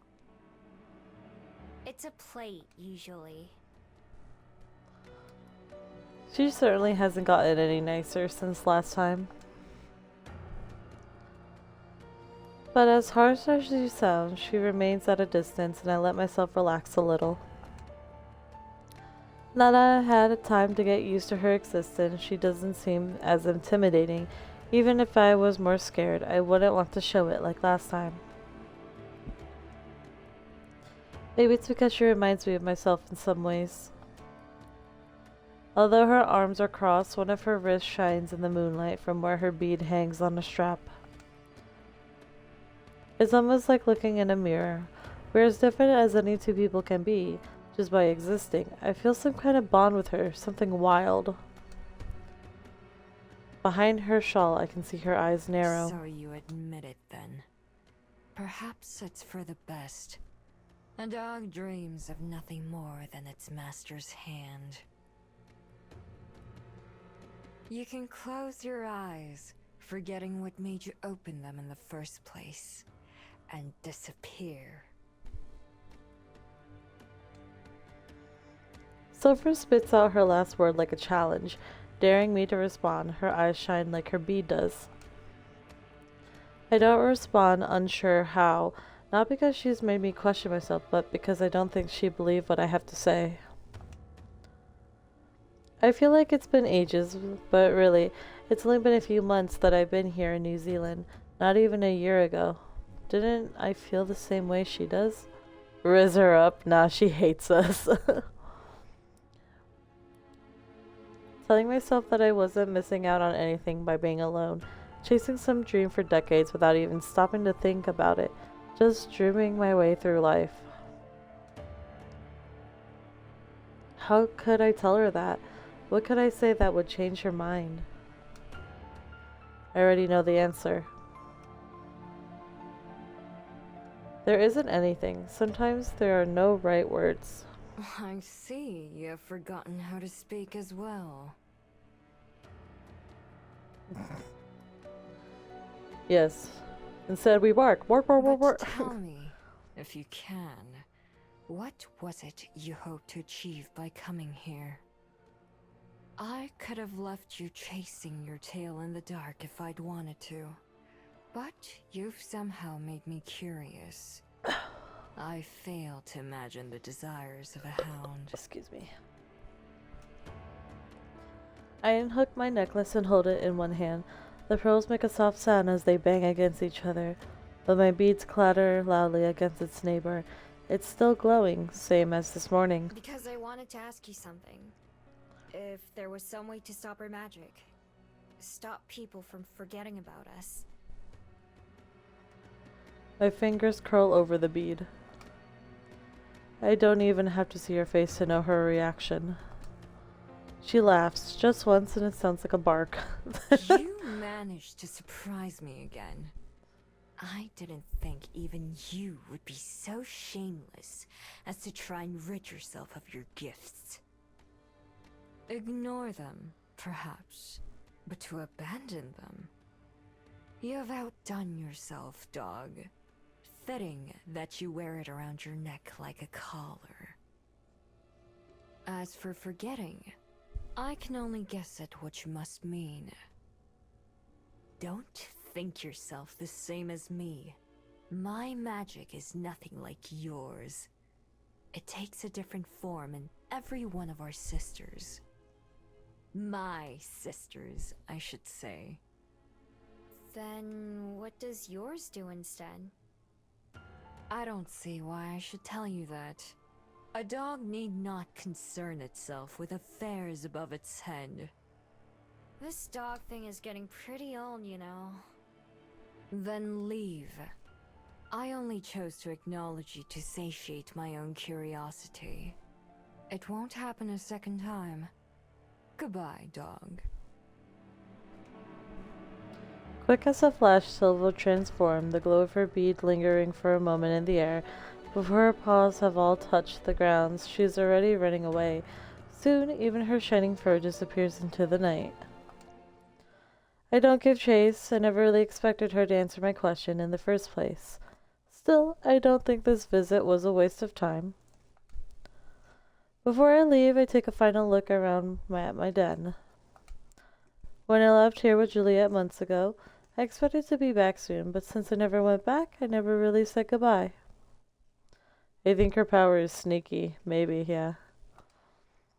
It wasn't much even then, and it's even less now. Compared to some of the other hideouts I've made, I didn't stay here very long. Still, it's special. I have a hard time going back to sleeping in the ground instead of the bed again, even if I had to. Maybe it'll change in the future, but right now I'm pretty sure that this will be the last den I ever made. Looking around, I'm all low again, and it's silent. The birds that used to chirp and greet me in the morning are either sleeping or gone. Still. Night-night, birdies. I whisper a final farewell before changing forms and dashing back to the library. The next morning, I once again kept my visit with Silver to myself. Breakfast is tasty like usual, and after a good meal, Juliet goes to bed and leaves Aspen and I on our own. I stand up from the table and stretch, expecting Aspen to do the same. Time to go, huh? Not today, actually. Regina's having me go back to working a mid-shift on some days, so I don't have to go in until noon. When is your day off, Aspen? Jesus Christ, woman, stop working every day. Meaning, I can spend the whole morning with you, if you want. Oops, excuse me. Of course I do. Why wouldn't I? Oh, no, I didn't mean it like that. Just that... Well, never mind. Sorry, just ignore me. I'm a little out of it. It's fine, don't worry. But I can't just ignore you either. What's wrong? Aspen sighs and then shrugs. Let's go sit up front and I'll tell you. You need to open the library soon, right? Yeah? Wanna help? I'd love to.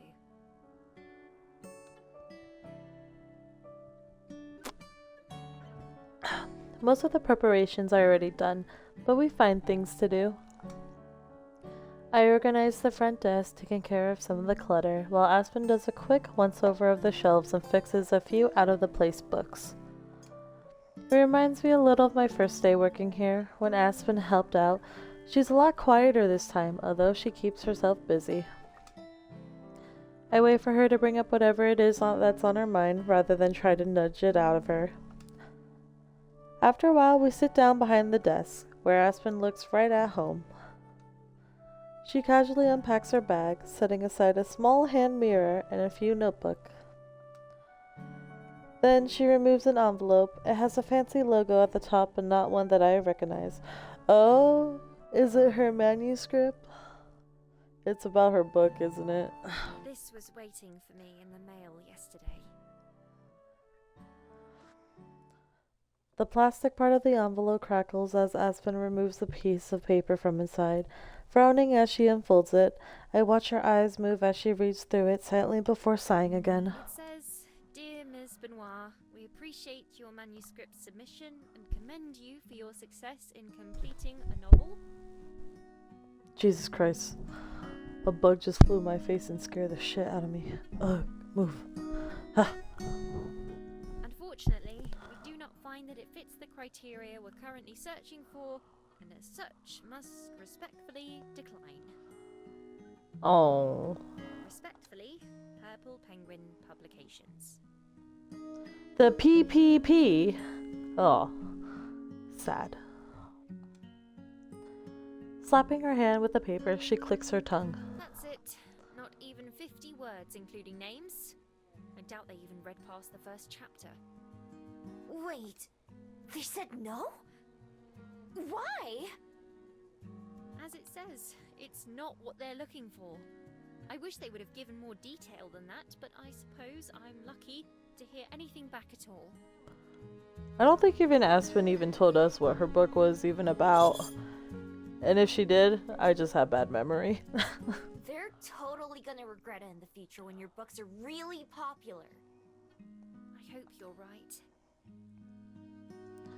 Fox Fury 18. Oh no. Puss 18. Oh no. I was prepared for rejections, of course. Even Agatha Christie didn't get published until her second book. Still, I wasn't expecting them to come in so fast. You sent it to a few different ones, right? Right, I made a list of my top 15 choices and submitted it to all of them. At first, it was going to be my top 10, but I decided maybe I should expand it some. It turns out that was a good idea. So far, 3 of them have already said no. This one stung a bit more because Purple Penguin is one I was hoping would say yes the most. Oh. I'm sorry. I hope your other top choices still work out. I didn't know that was a thing, that you could just send your manuscript to only one company, but you could send them out to different ones. Now that I think about it, the books that I have, one series is from Bloom, and the other series is from Harper Perennial. I guess those are different publishers. Damn. So she sent it to 15. Dang. That means there's a lot more out there then. Yes, me too. It's why I wasn't going to tell you and Juliet at first. I wanted to wait until I had good news to share. But I'm not sure that'll be coming. I'll try not to be a downer, though. I knew there was a good chance this would happen. Don't let me distract you from work, either. Nah, you won't. Here, look at these. In an effort to cheer her up, I pull out some of the writing practices that I've been working on and show them to Aspen. Wow, you've improved so much already. This looks great, Miho. With a genuine smile, Aspen slowly flips through the pages. I know there's not much to see, since it's a lot of repeating the same thing over and over, but she still looks at every one.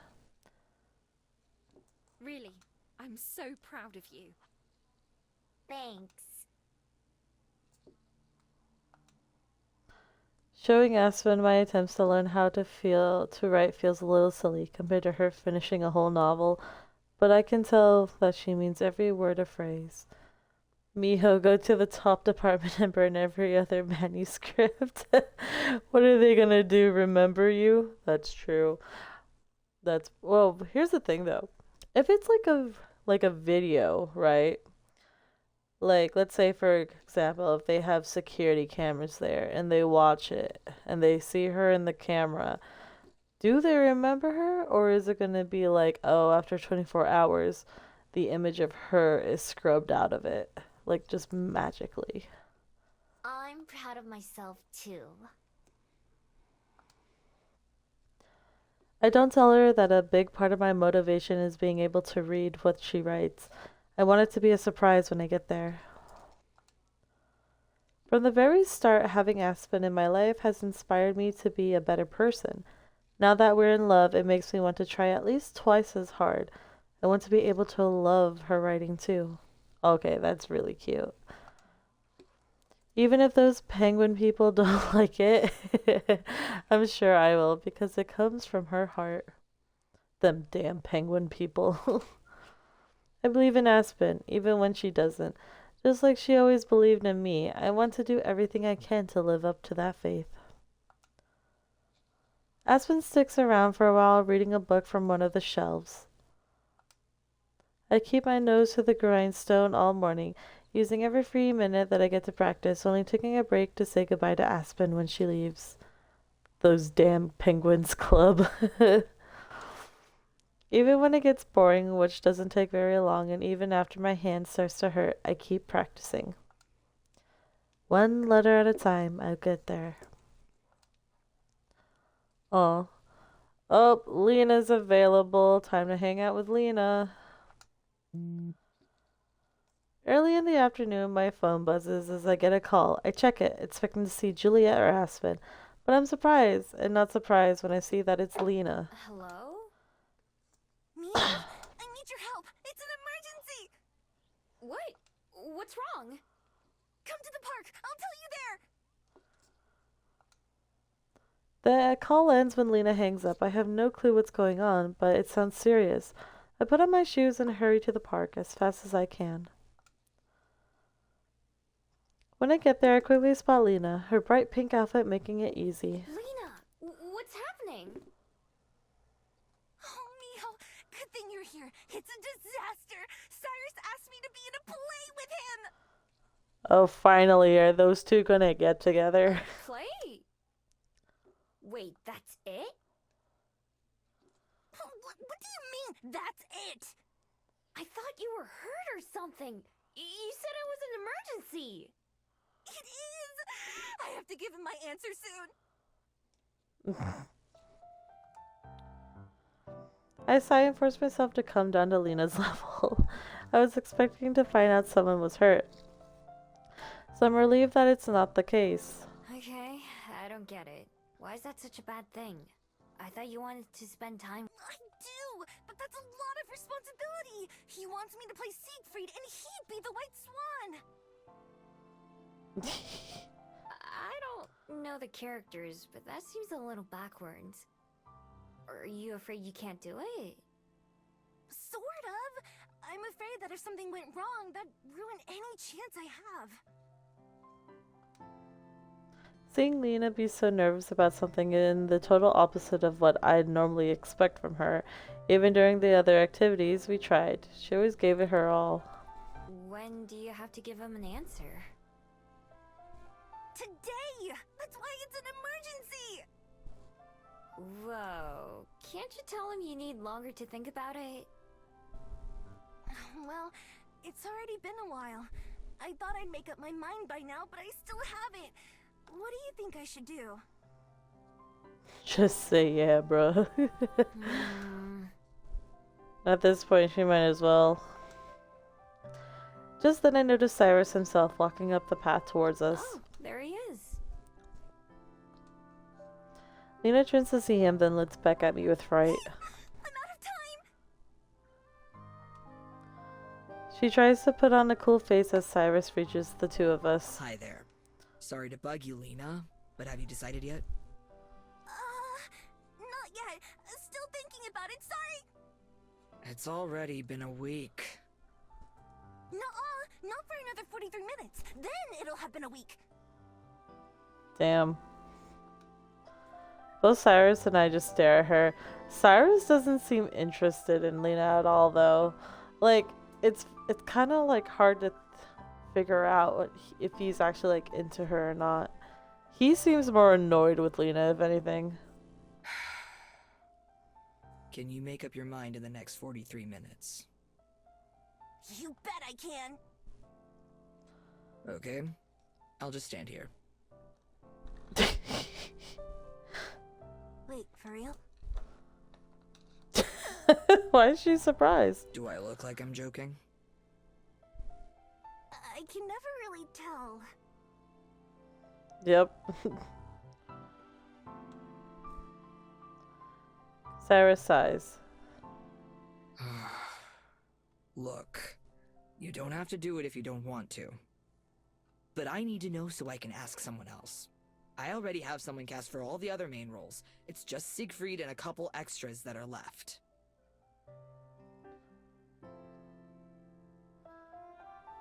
I have some friends who don't show interest, but I know. Finally, he looks at me. Sorry to interrupt your conversation. It's okay. We were just talking about you. Wait, you know who I am? Yeah, we've met before.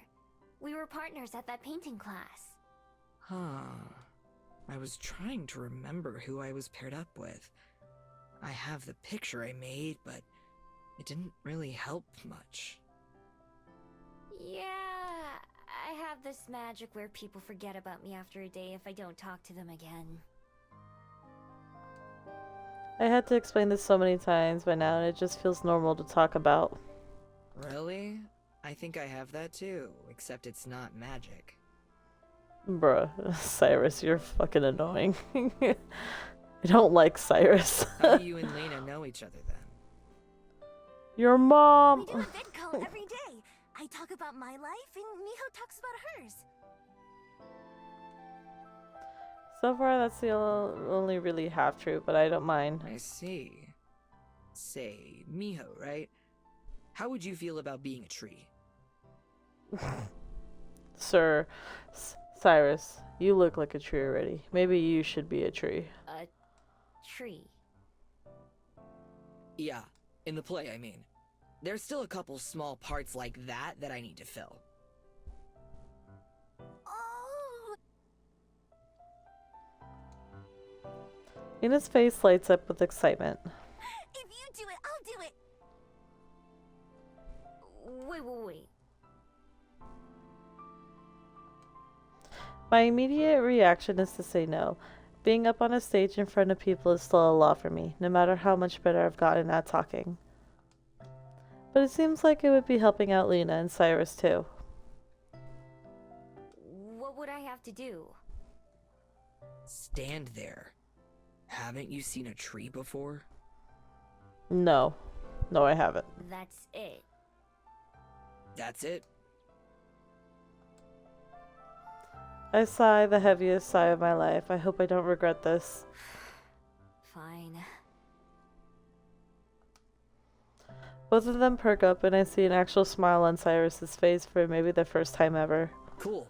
I appreciate it. We're gonna be great. You're gonna be the best tree in the play.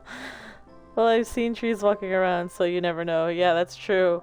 The only times I've seen trees walk around is in the game Don't Starve Together and in Shrek 3. Yeah. Is it 2 or 3? That's about it. Cyrus is a tree.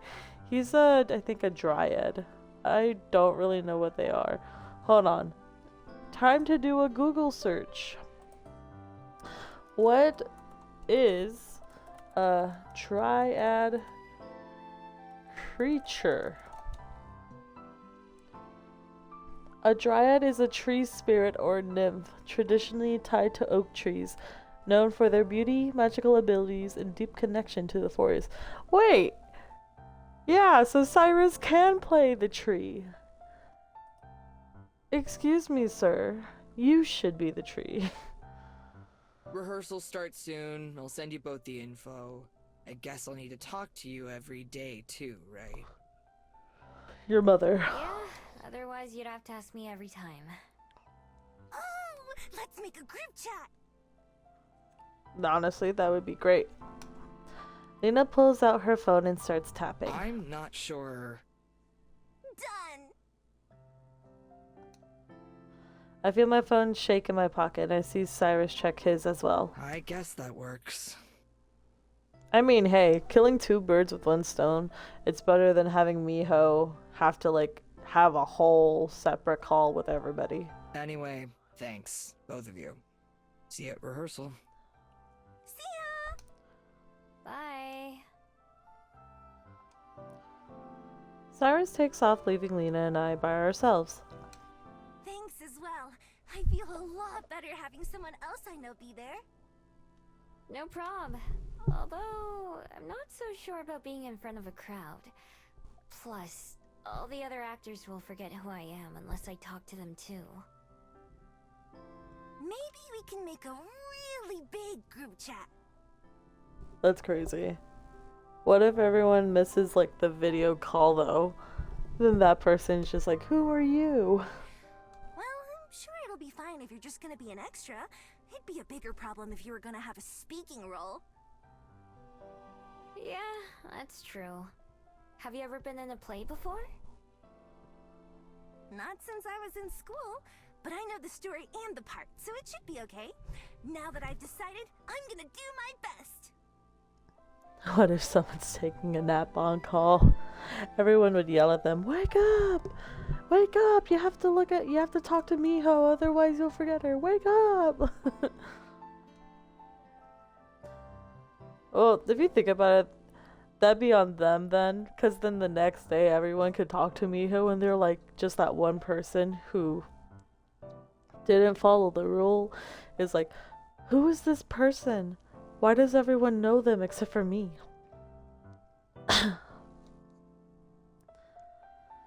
Now she seems more like the Lena I know, fiery and full of energy. That was surprisingly easy emergency to deal with. In fact, I'm gonna go start practicing. See you soon! I wave goodbye as Lena leaves. I'm not entirely sure what I've gotten myself into, but I guess I'll find out soon enough. Not long after the sun went down, it started to get pretty cold. Clouds came in out of nowhere, and so did the wind. I find myself sitting in the windowsill looking out before I go to sleep for the night. It's cozy in here, and I have plenty of extra blankets if I need them. My breath fogs up the window, but the cold stays on the other side. Up on Mount Victoria, though, in the trees and valleys, it must be miserable out there. I wonder where Silver is, and how she deals with the rain. Does she make a hole and bury underground like I used to? Or maybe she finds somewhere dry to sneak into, like an empty shed or abandoned house. She's rude and abrasive and hasn't said a single nice thing to me. I hope she's safe anyways. As the only other Gumiho I met, I can't help but care about her just a little. I doubt she feels the same way about me, but that's okay. I wouldn't either in her shoes. Still, I know how bad it feels to be stuck out in the cold with everything turning into mud around you, or shivering under a tree that blocks most, but not all of the rain. Wherever she is, I hope she's warm and dry. I wonder if that's the first time someone's wished that for her. The next day the rain has stopped, but it's still gross and wet outside. Dreary, as Aspen puts it. Still, it's as busy a day as I've ever seen at the library. I think she's a yandere or tsundere. I don't know what specific one I'm thinking of. I think it's probably a tsundere. My main job is stopping people at the door and getting them to wipe the mud off their shoes before they go in. I care a lot about it because my secondary job is cleaning up mud off the carpet. The door swings open and a big cyclops stops in, looking around. Hiya! Welcome to the library. Wipe your feet before you come in. Ah, pardon. I won't be here long. I don't mean to get in your way. I'm just looking for a friend. Who's your friend? Oh, no one. I'm sure he'd said he'll be here, but I don't see him.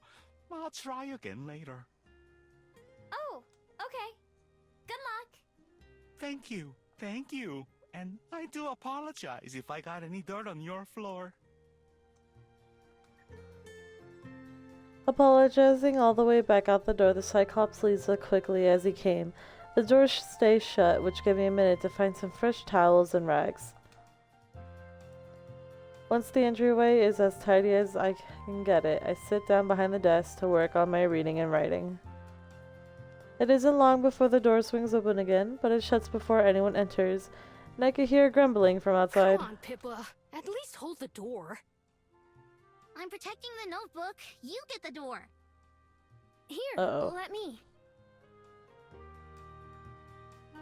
What the hell? The poor door pops open one more time, and 3 kids in matching uniforms trudge in. 2 of them, including one carrying a notebook who must be Pippa, look around in awe, while the other girl approaches me. Hello there, miss.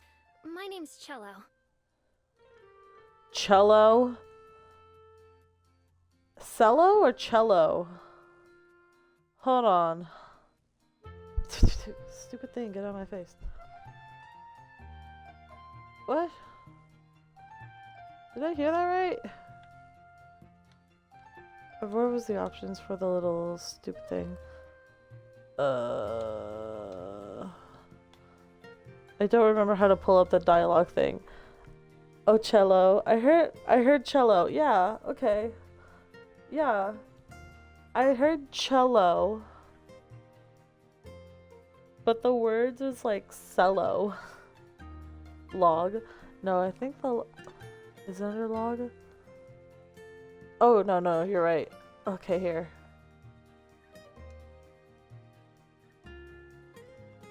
Wait, you can't play audio from it? Oh, you can.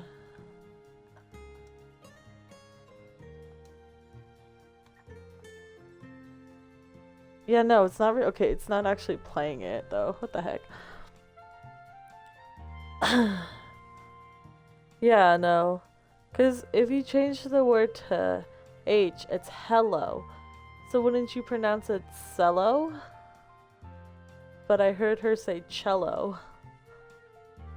What incarnation? Okay, whatever. My friends and I are here in New Zealand for a class trip, and we're supposed to research and put together a project on a special place in Wellington.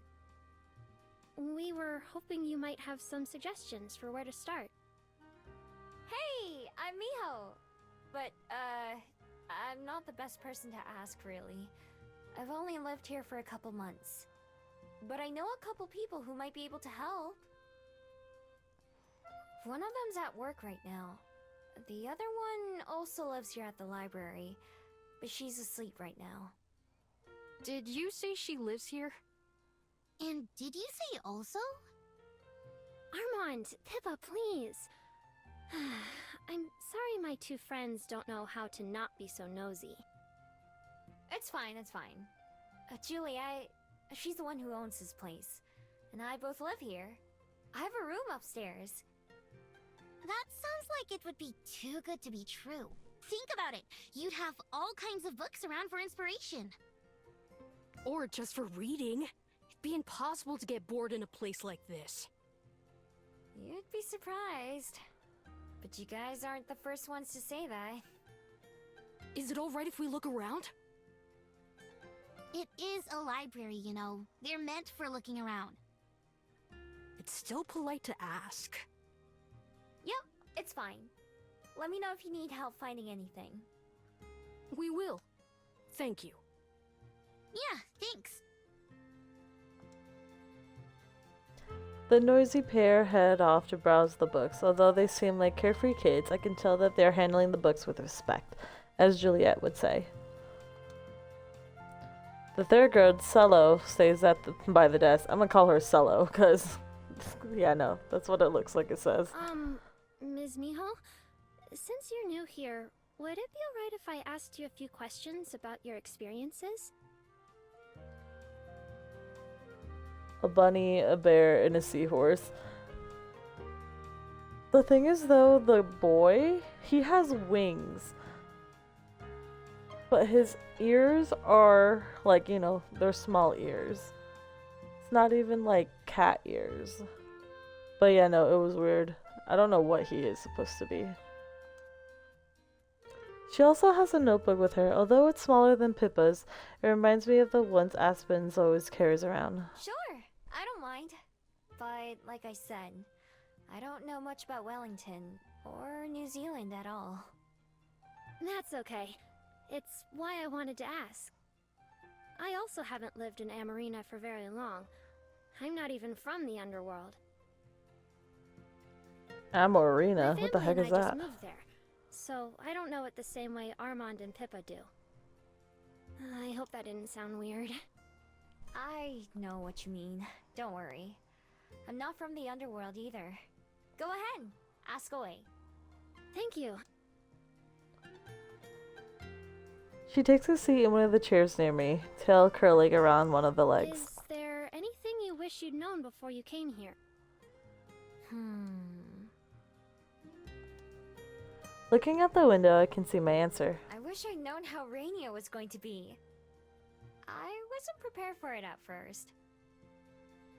Do you not like the rain? I love it. It reminds me of being home in the ocean. She flaps her tail enthusiastically. I wish it would rain every day. That was one of the hardest things to get used to when my family moved on shore to Amarina.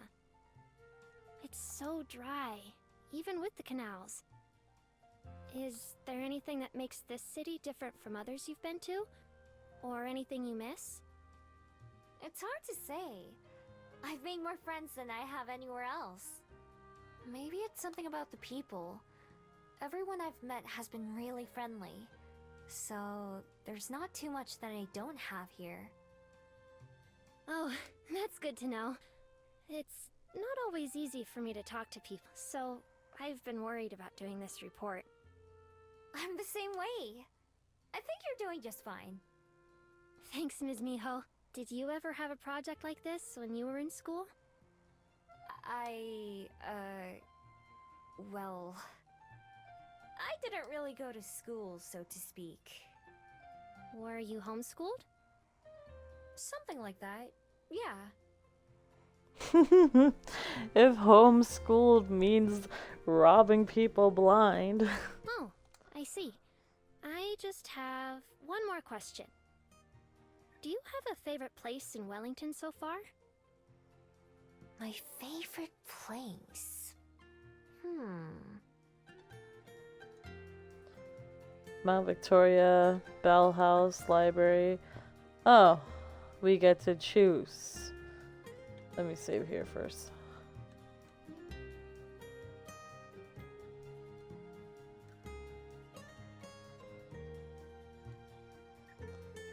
We'll say the Bell House. Aspen's house. That's not an option. There's a cafe I like called the Bell House. I have a friend who works there, actually. A friend or a girlfriend? Pick one, Miho. Are you talking about Lena or The Aspen? drinks they make are good, and it's a nice place to relax. That does sound really nice. I think it's hard to feel like you belong somewhere until you find a special place for yourself. After writing down all my answers, Stella puts down her pen. Maybe that's the problem. No matter what, it's going to be hard for us to write if we don't see anything for ourselves. Thanks for answering all my questions. We're going to be here all week, so we'll probably come back with more. Anytime. Good luck with your project. Thank you. I'll go make sure my friends aren't causing any problems either. They're not, luckily, and after a while, all three of them leave the library again. Can Miho adopt her? She already has a family. Nice kittens.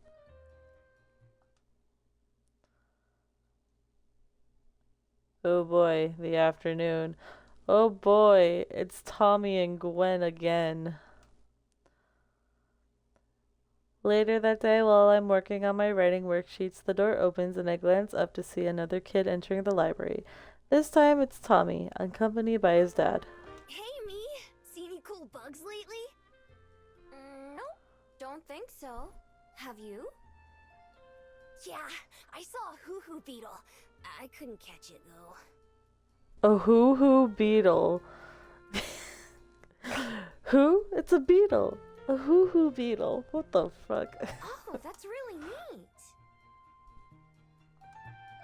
I don't even know what that is. Same. So you're the famous Miho I keep hearing about, huh? I'm Miho. I don't know about famous. I think Tommy's gone hoo-hoo. Probably. You're a legend in our households, that's for sure.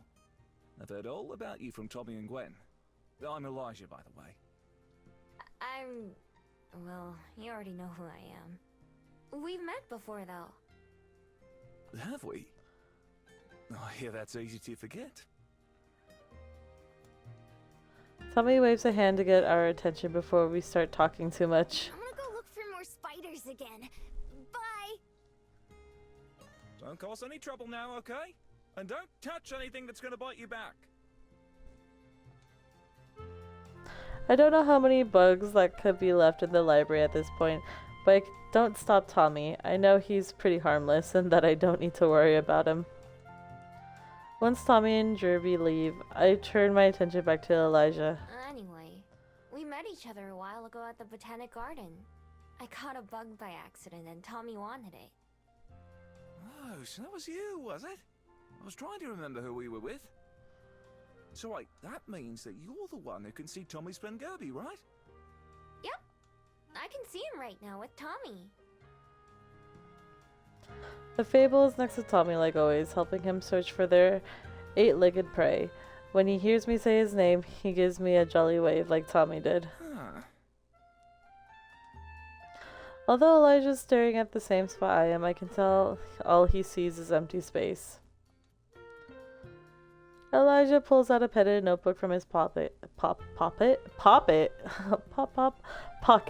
just like I've seen Aspen do. He clicks the pen into writing mode. What's he look like, if you don't mind?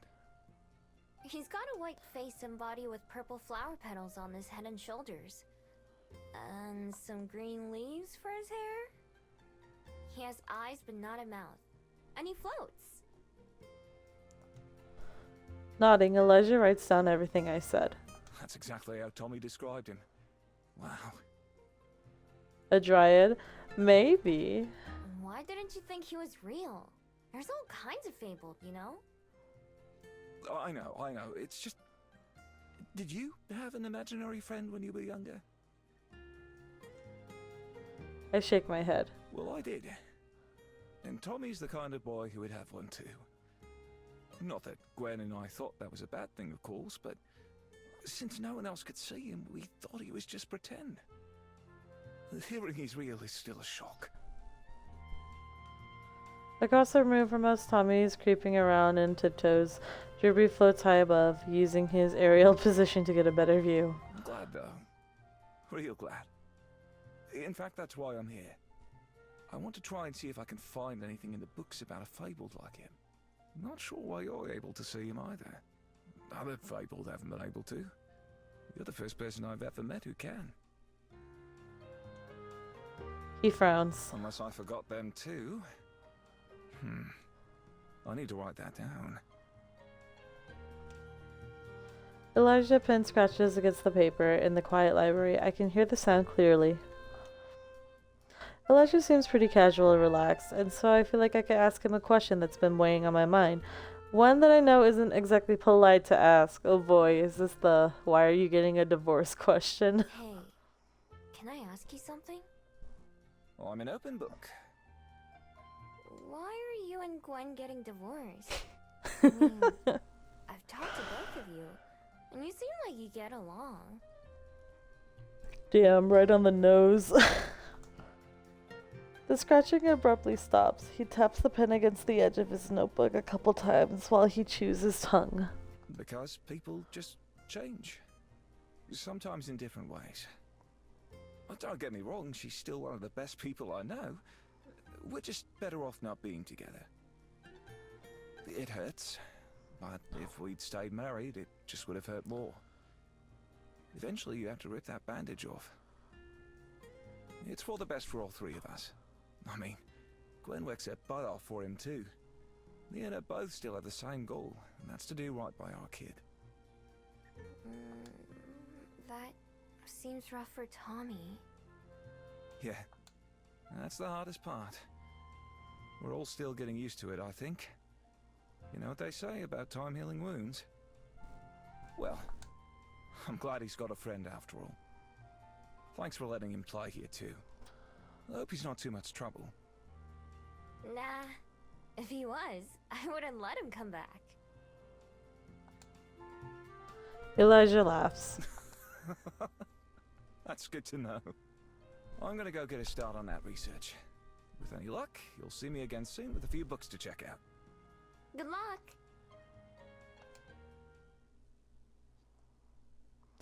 So many of the people I know do research. I never realized that was such a popular hobby.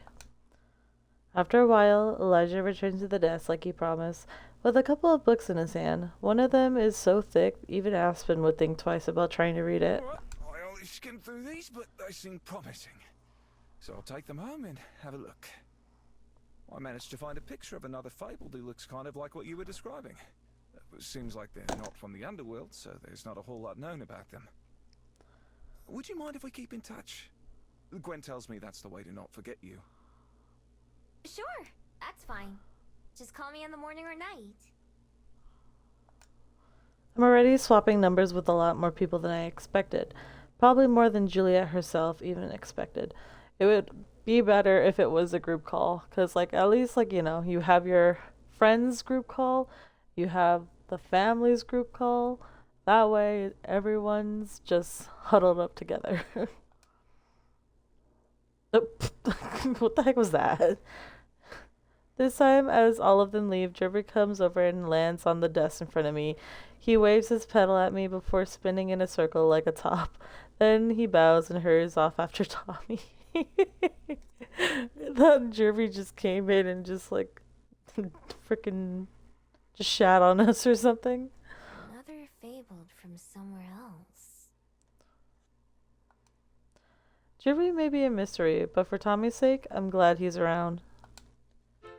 Whole day to ourselves, finally! This has been one of the busiest weeks of my life. Mine too. But in a good way. Of course. The best way. Alone with just each other in the library, Aspen slides her chair closer so she can kiss my cheek. What do you want to do today? The world is our oyster. Oysters. Wanna get lunch? Miho. We just finished breakfast. Damn, she hungry. She's just a girl. It's never too early to start thinking about lunch. Laughing, Aspen stands up and offers me her hand. It's a little early for that, but I could do with some fresh air. Care to join me for a walk? Sure. I'll go anywhere you want.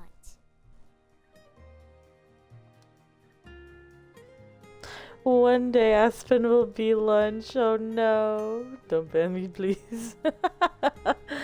I don't think Miho has learned what that truly means yet. She hasn't got into the adult side of the relationship. Her hand squeezes mine as we step outside into the daylight.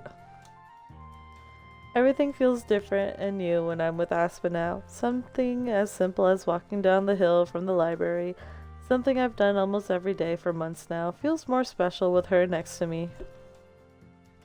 She's too innocent, hundreds of years and still innocent. Yeah, if you think about it, yeah, that is crazy, considering she didn't know how to read or write.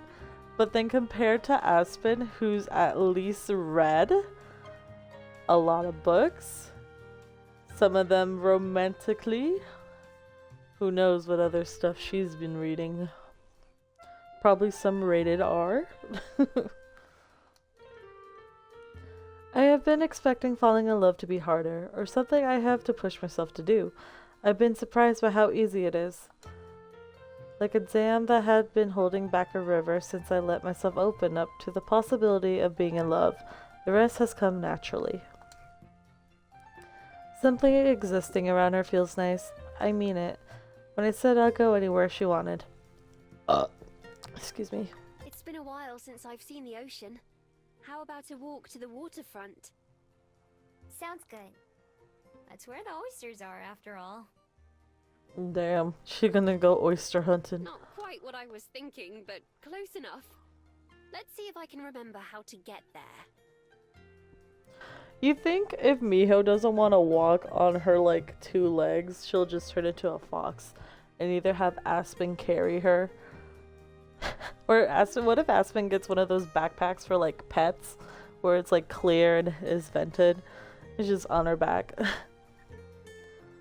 Or what if like Miho's like, I want to walk on all 4s, but I don't want to like run away from you or like get lost from you, and then Aspen has to get her a leash? That's crazy.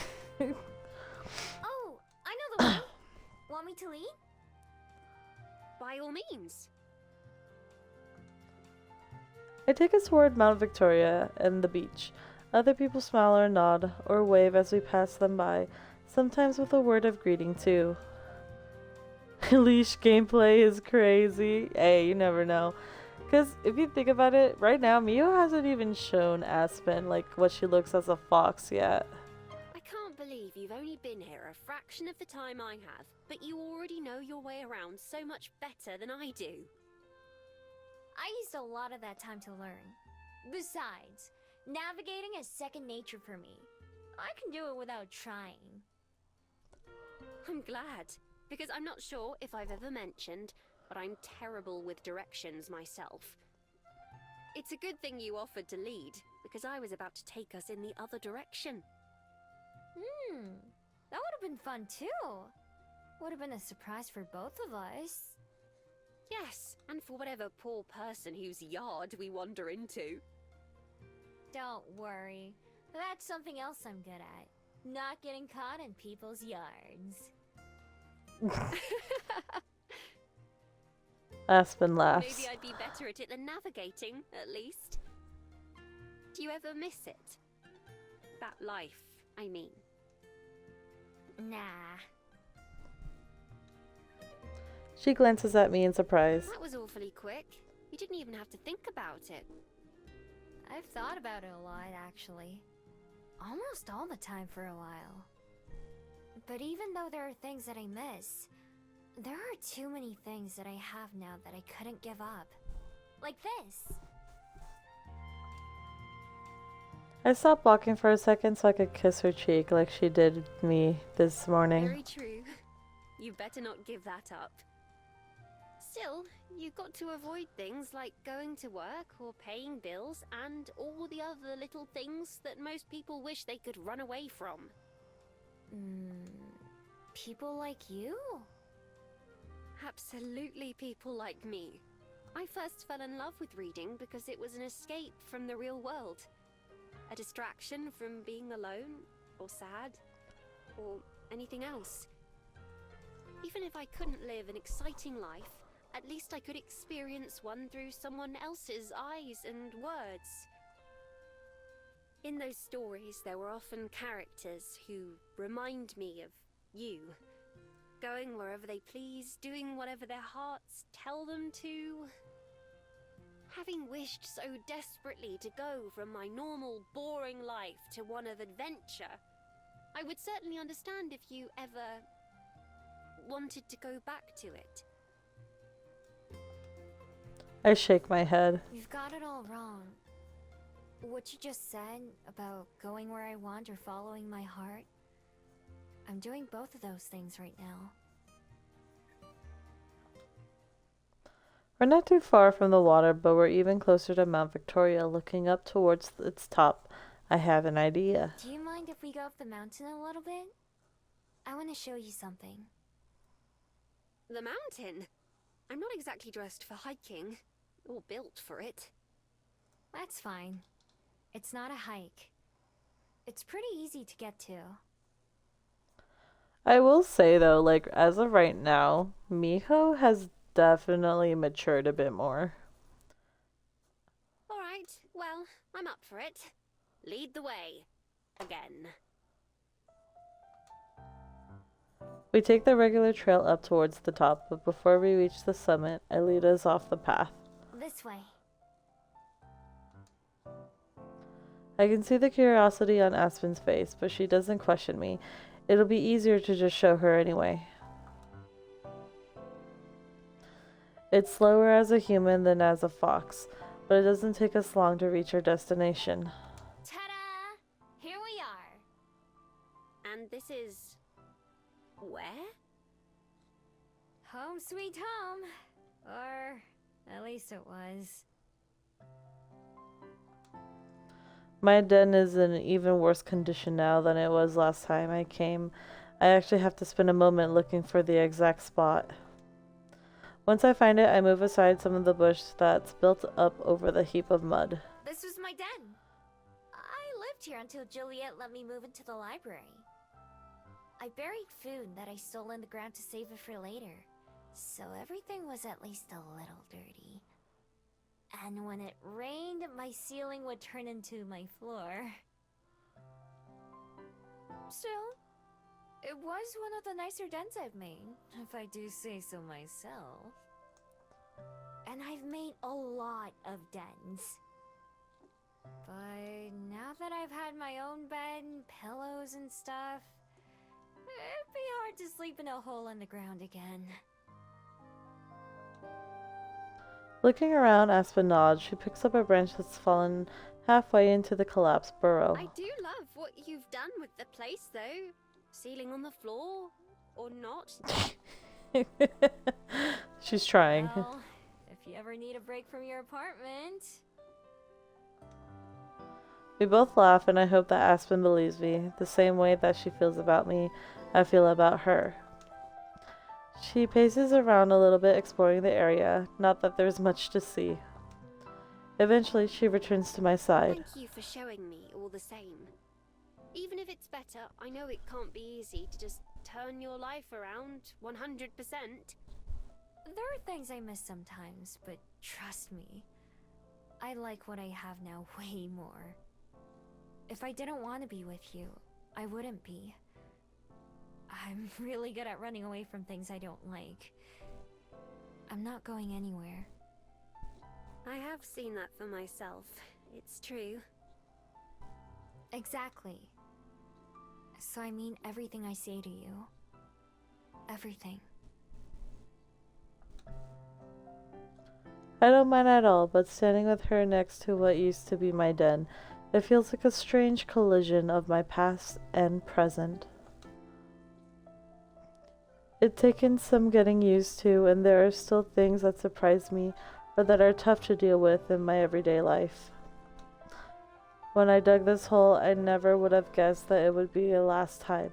Before Aspen and before Wellington, I never had anything else to go back to.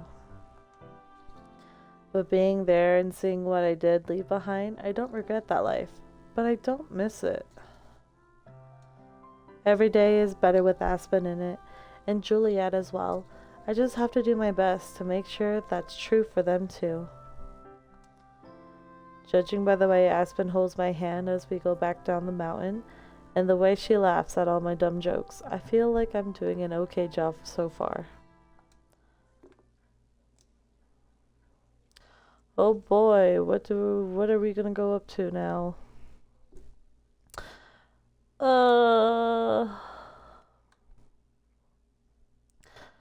Let's go.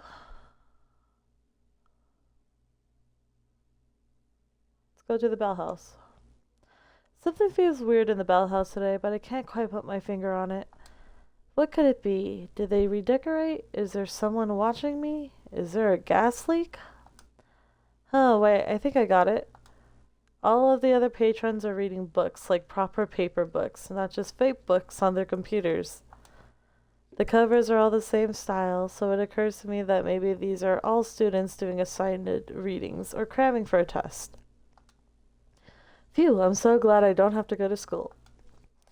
Still though, being the only person without a book is making me feel kind of left out. Maybe I'll go hold a book for a while at the library to feel better. Oop, and here's Alina. Oh boy, is it time to practice for the play. Only a few days later, I agreed to be in a play with Lena and Cyrus. It's time for the first rehearsal. Even though I'm not going to be involved in it as they are, I still want to see what everything is like. I head to the park and find the area that's been set up to practice. When I get there, I find a bunch of people waiting, more than any of the other activities I tried with Lena. Most of them are reading through thick packets of paper, standing alone or in small groups. Lena's one of the people on her own until I go join her. I wonder if giving up her powers lessens her lifetime. I would assume so, considering, as a human, our lifespan is pretty short compared to a vampire. And in this case, for her, she's been alive for centuries. So, that says a lot already. So I'm pretty sure when she gets rid of her magic, she's probably gonna be a normal human at this point. But I wonder if that would also, be the same as what Lena is. Is she just a human that has the appearance of a swan? Or is her life also extended? And it's not magic, but just something else. That would be a sweet ending. That would be. Biology. Hey, Miho! Ready to be a tree? As ready as I'll ever be. What about you? Are you nervous? Me? Nervous? No way! So that only happens when it comes to Cyrus, huh? Damn. Maybe just a little. That's different, though. Hey, you should go find him and get a copy of the script, too. It isn't hard to locate Cyrus. He's surrounded by a few boxes of props, snacks, and other supplies. Like Lena promised, or maybe threatened, he's been included in our check-in calls to make sure he remembers me. He nods when he sees me approaching. Oh, it's my favorite tree. Jesus. Did his veins grow? I don't think so. I think that's always been the same. Hey! Lena said I should get a copy of the script. That's a pretty good idea. Let me find yours. He always sounds angry though. Any conversation, he just sounds like he doesn't want to be a part of. Which, to be fair, a lot of people who sound I guess just the same all the time sounds like that. But damn. They included the annoying tone in his monotone. There you go. That's the word. Here you go. I marked all the parts where you'll be on stage. I flipped through the pages. A few sections are circled in red pen. I'm glad he did that because it took me a long time to read through the whole thing on my own. Feel free to relax for today. We'll do some dry reads and not much else. Okay, I can do that. I wander back to Lena, who's boldly speaking to no one. Mother, today is my birthday. It's not necessary to... I've grown to quite like monotone because you can see their struggles in trying to add emotions to their voice. Yeah, that's true. I remember at work, whenever, there's always music playing whenever the store opens. But, obviously with music, there's tones, there's pitches, there's different sounds in songs. And then there's just me. And I would go... California girls are undeniable. Fine, fresh, free, God, blah, blah, blah. And I'll have my coworker come up to me and go, please stop. Please stop singing. You're hurting me. And I'm just like, why? She's like, because it's not really singing. And I'm like, but it's okay. It's okay. I think you just heard it too much, probably. But I also like to mess around with her. And just now I do that a lot. I'll sing the songs in a monotone voice just to annoy her. And she'll be like, I'm leaving. And I'm like, okay. Goodbye. She stops, shaking her head. Maybe a bit more whiny. Oh, Miho! Tell me which one you think sounds better. She repeats the line she was just practicing twice. Just like when she made a drink to compete with Aspen. I have a hard time telling the difference. The second one. Okay, I thought so too. In ballet, you don't have to worry about talking or sounding good. This is harder than I thought. I wonder if she'll, like, tell us why she quit ballet. Have you done the ballet version before? Nah, but I've seen others perform it a million times. I'm sure I'd end up doing it someday if I'd stuck with ballet. Why'd you quit? I never really got the chance to ask before. Here we go. Lena looks off in the distance, seeming unusually serious. Her wings sag, and she bites her lip. It's kind of complicated. Mostly because my parents really wanted me to do it. Like, really wanted. Ballet or dancing or anything like that. But I'm just like, hello? Can you get any more cliche than a swan girl doing ballet? Or any of that stuff? That's one of the reasons I wasn't sure about saying yes to Cyrus. She didn't want to be stereotyped. But we got it confirmed. She is a swan. Not an eagle like I thought at first. I like her now. I don't get it. What's so bad about that? They're always like, do this, do that, it's tradition, it's expected, blah, blah, blah. I don't want to live my life like that, you know? I want to do my own thing. Okay. So you quit ballet because you don't like it? I do like ballet, and I'm good at it too. But if I kept doing it, it wouldn't be for myself. Does that make sense? I mean, yes and no. If you like it,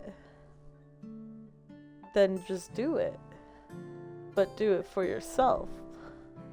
You're maybe making your parents happy in the process, but as long as you know you are doing the ballet, or you're taking ballet as the way you want it, you are technically doing it for yourself. Win-win. I think so. It reminds me of some of the conversations I had with Aspen and Juliet, where they encouraged me to do things for myself. Lena's in the same situation, but from a different angle. Anyway, now that I've said yes to doing this, I'll do my best. I've got to be the best actor in the whole performance. That sounds more like the Lena I know. I let her practice her lines to me, sometimes saying the lines for other characters if she asks for it. Eventually, Cyrus calls everyone together to do some parts as a group. I sit on the sidelines and watch. Both Lena and Cyrus give it their all, just like Lena promised. Some of the other actors sound a little bored or unsure of themselves, but those two don't have any issues. After a while, Cyrus calls an end to the rehearsal, and we all go our separate ways until next time.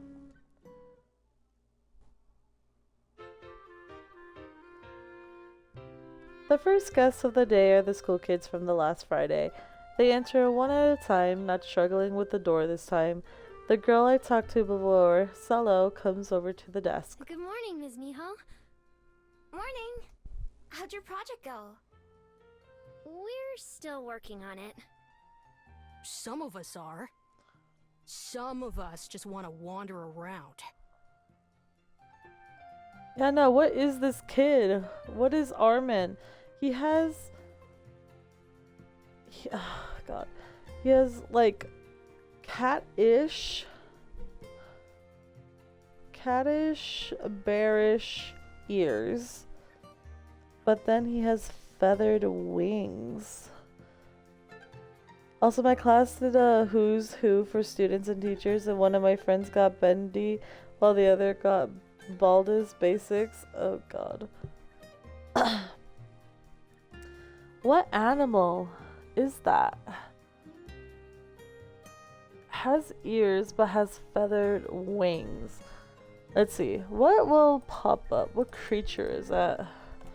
What creature has small ears and feathered wings?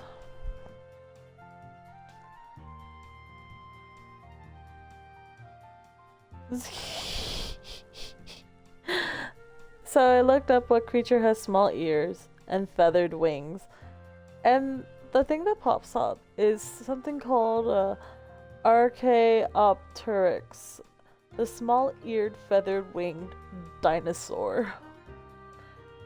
It was a small bird-like dinosaur that lived about 150 million years ago in what is now southern Germany. It is one of the most famous examples of an animal with small ears, as seen in its skull fossils and feathered wings.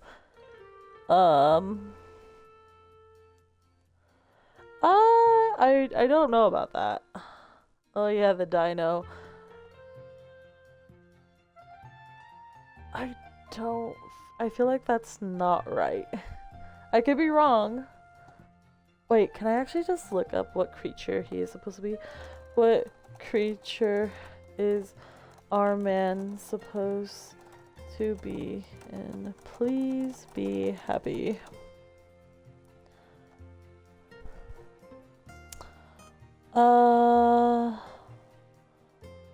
So let's see. Oop.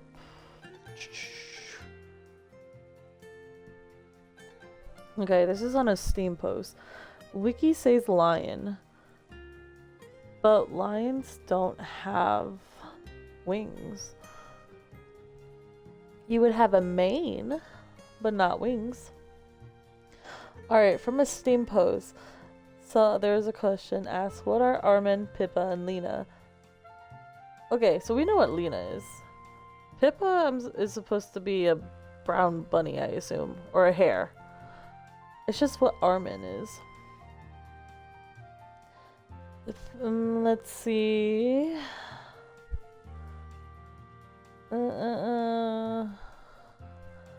Let's see.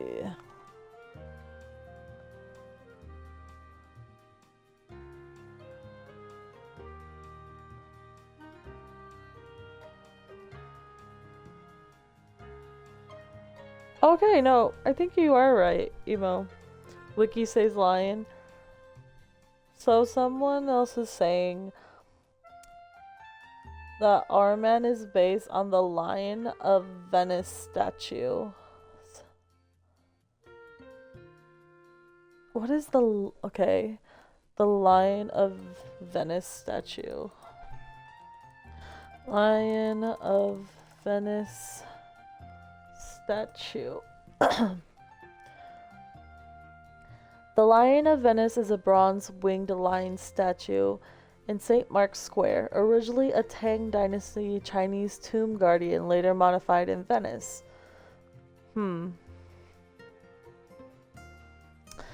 Oh.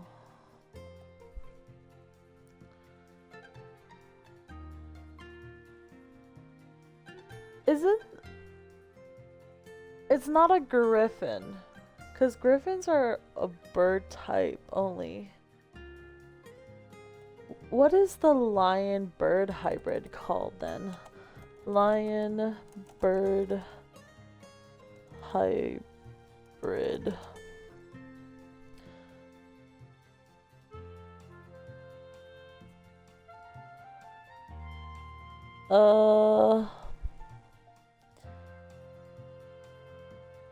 What is their name? The name for a lion-bird hybrid. If you're meeting a lion-bird hybrid, the most logical approach is to be use portmanteau, a blend of the two species names, similar to how big cat hybrids are named. A lion-bird. I swear there's like a specific name for them though. It's not a griffin, right? Wait, Chimera doesn't have wings? Oh, shoot. In mythology, what is a lion with wings called? A griffin. Okay, now is that correct though? Griffin. Images. Okay, it's a griffin, I guess. Yeah. That's what they're going for.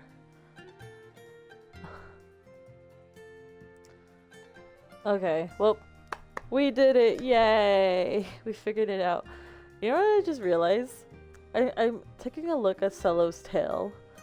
And what is the Pokemon? What is the evolution? The frickin'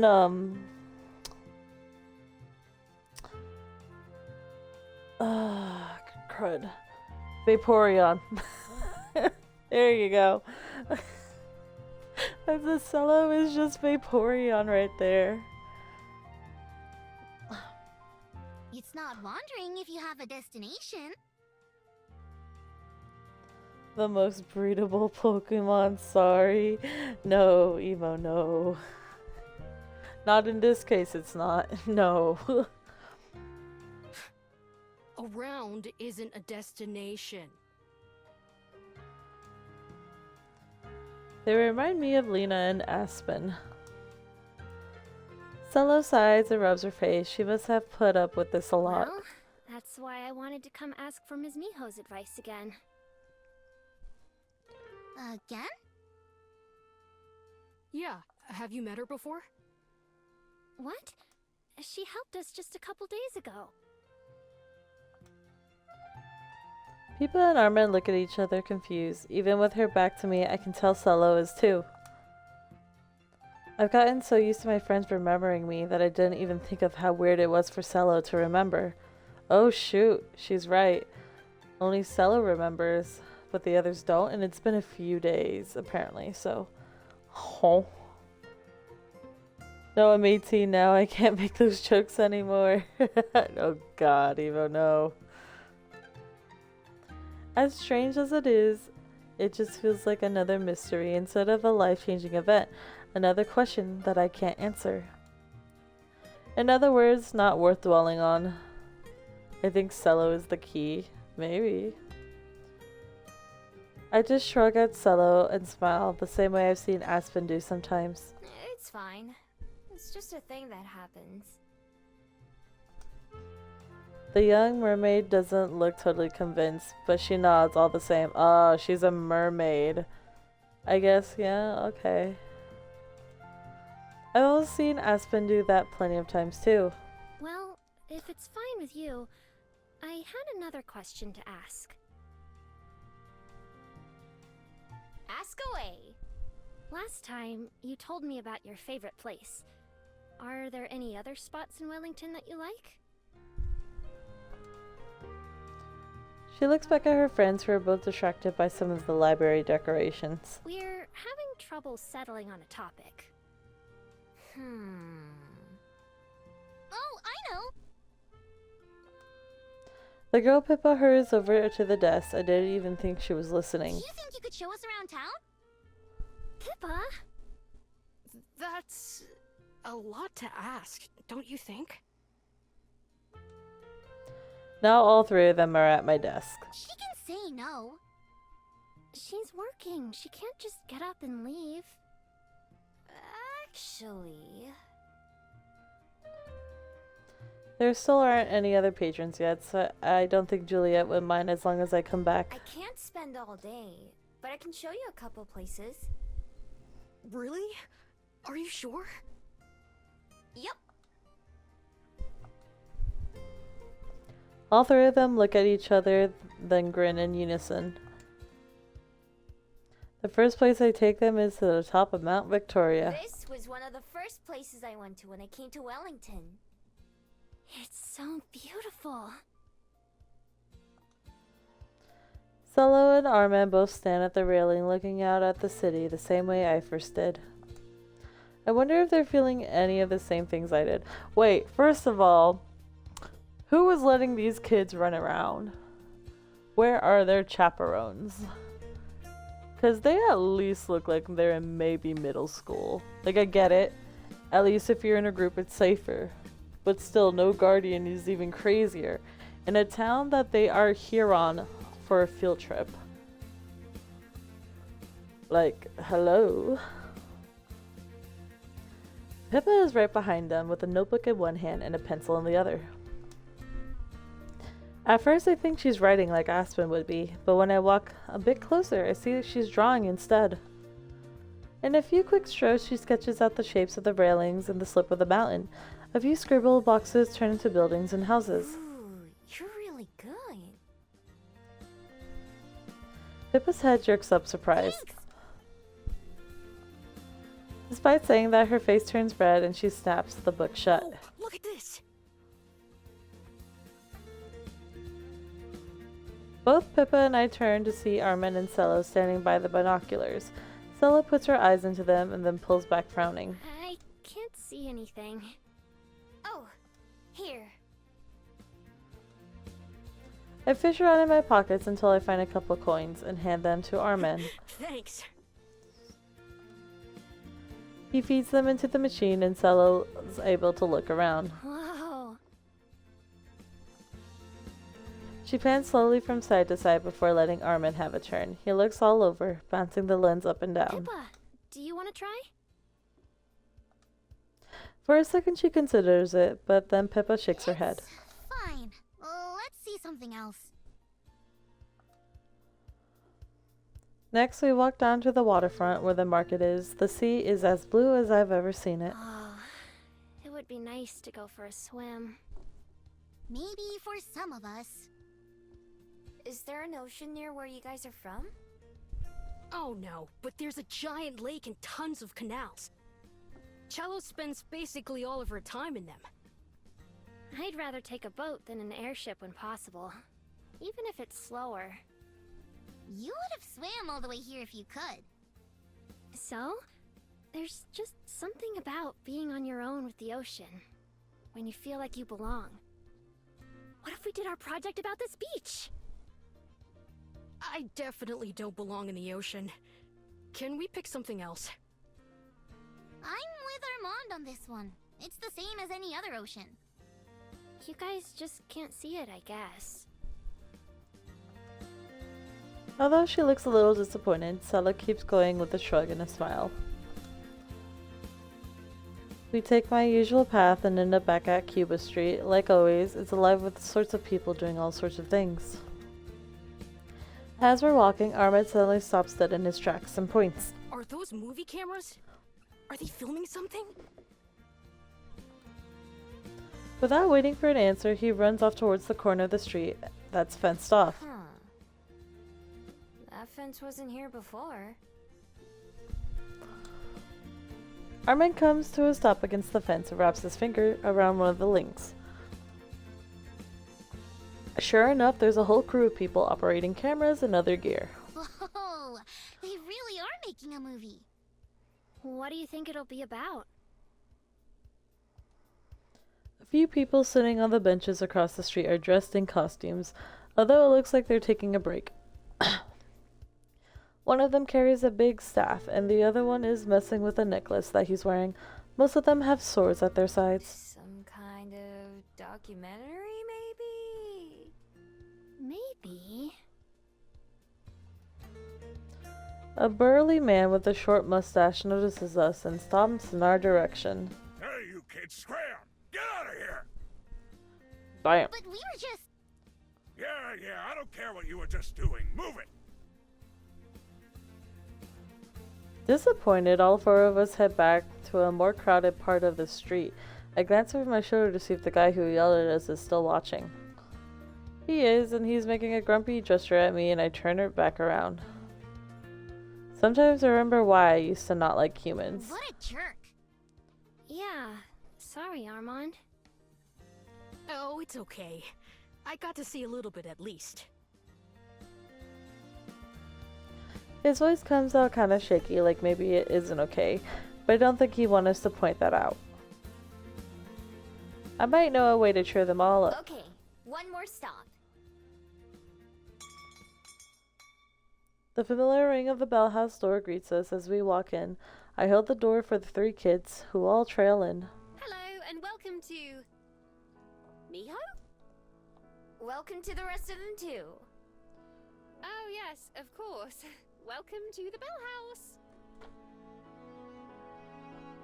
Pippa looks from Aspen to me and then back. Are you two dating? Oop! Huh? How could you tell? Pippa shrugs. Just can.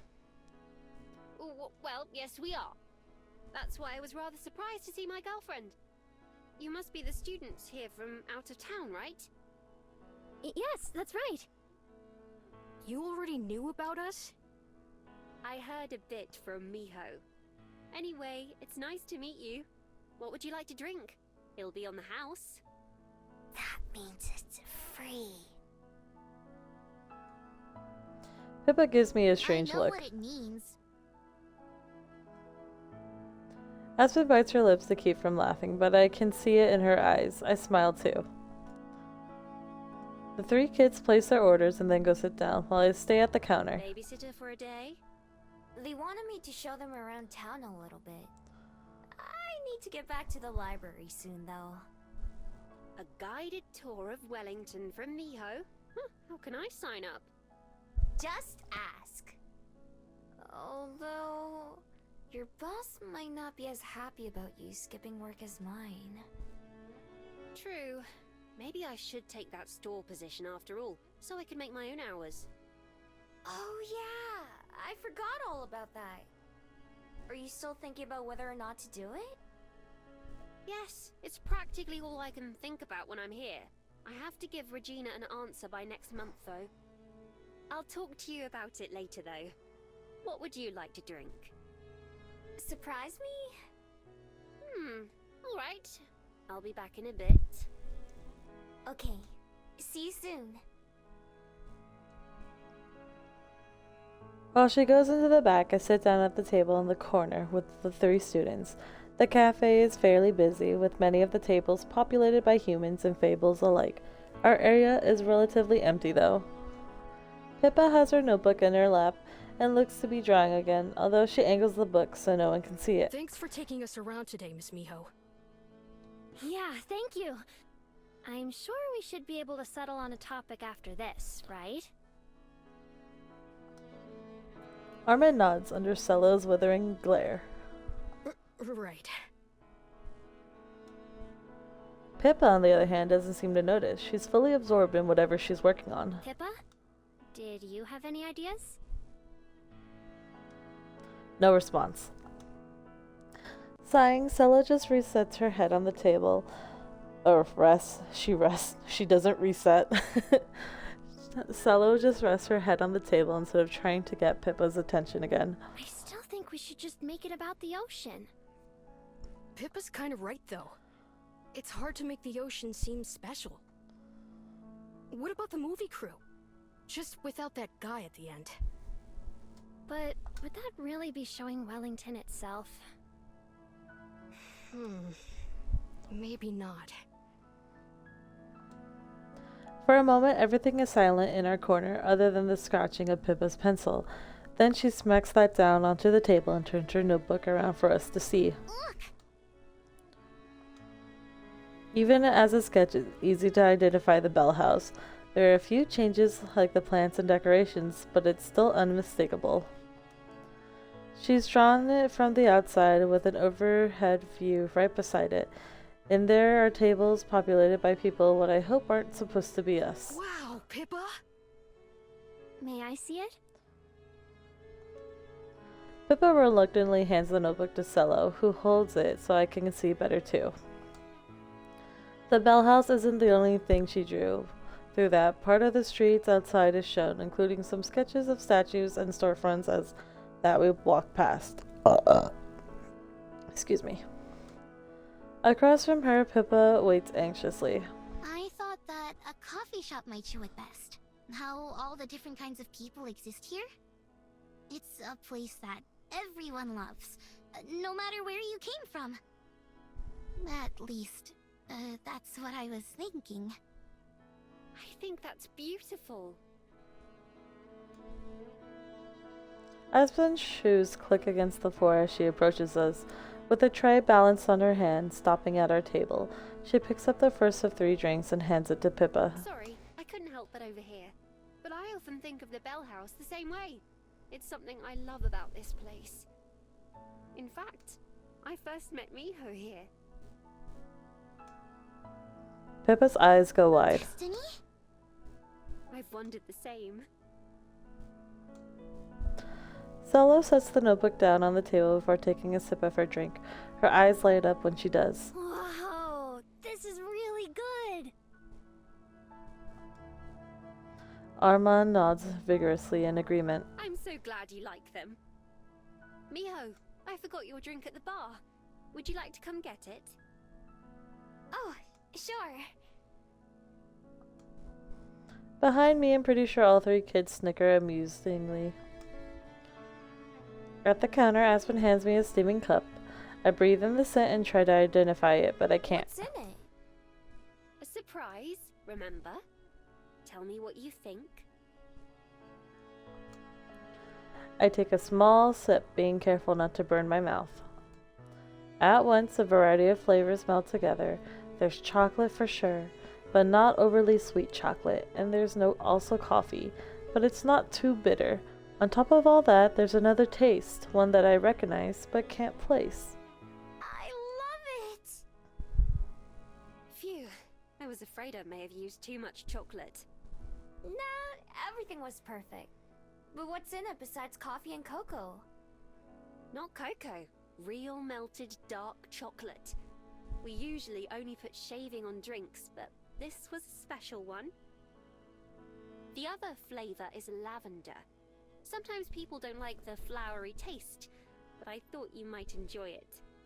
Definitely. What's it called? I'll order it again for sure. It doesn't have a name yet, actually. I'll try to think of one. In the meantime, I'll write down the recipe so I don't forget. I take another sip, as good as the first. May I try it? Of course. I pass the cup to Aspen, who stares at it for just a moment before pressing it to her lips. Wow, that is perfect. If I do say so myself. She takes another sip. Hey, don't drink it all. Chuckling, Aspen returns the beverage. Sorry. I'll make my own on my break. Is that soon? Unfortunately not. In fact, I should get back to work before too long. If Lena catches me, I'll never hear the end of it. Literally. Alright. I won't keep distracting you then. I should get back to the library. Although... I look back at the kids who are all hovering over Pippa's notebook as she sketches more. It's fine, they can stay here. I don't think there'll be any trouble, and I'm sure it'll be easier for them to get back to their class. You sure? Thanks. Of course. Talk to you later? Of course. Hooray. Okay, so...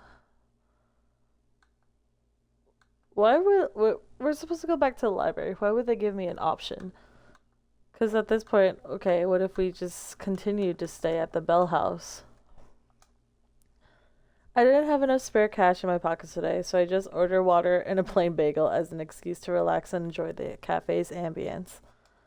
Perhaps out of pity for my meager order, the cashier slips me a free packet of cream cheese too. An angel. As people watching today's patrons, I noticed a guy staring at his drink with an expression I could only describe as complicated, like he's trying to solve some kind of riddle with each sniff he takes.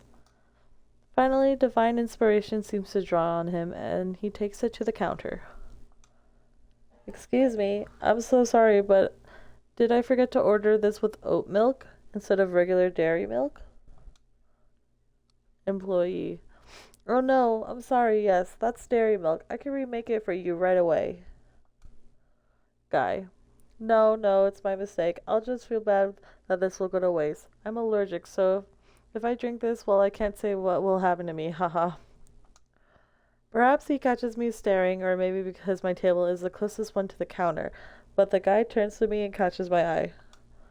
Do you want this drink, miss? I promise I didn't touch it already. Huh? Oh, are you sure? It's just gonna get thrown away otherwise. Well then, yeah, thanks. Free cream cheese and a free coffee? Who needs money? You just gotta sit around and look cute and good things will come your way. That's a crazy sentence. That night, as I'm laying in bed watching TV, my phone buzzes in the windowsill, startling me. It's Aspen. Hello? Oh my god, we have Aspen in her PJs. That's cute. Miho, I didn't wake you, did I? Nah, I was still up. But I thought you went to bed hours ago. Is everything okay? I did, yes, and I'm fine. I woke up to get some water and saw that I had an email. And after I read it, I couldn't wait to tell you. Are you ready? Sure. She clears her throat and gulps down some water before she starts. You're crying. Oh no, did you cut an onion?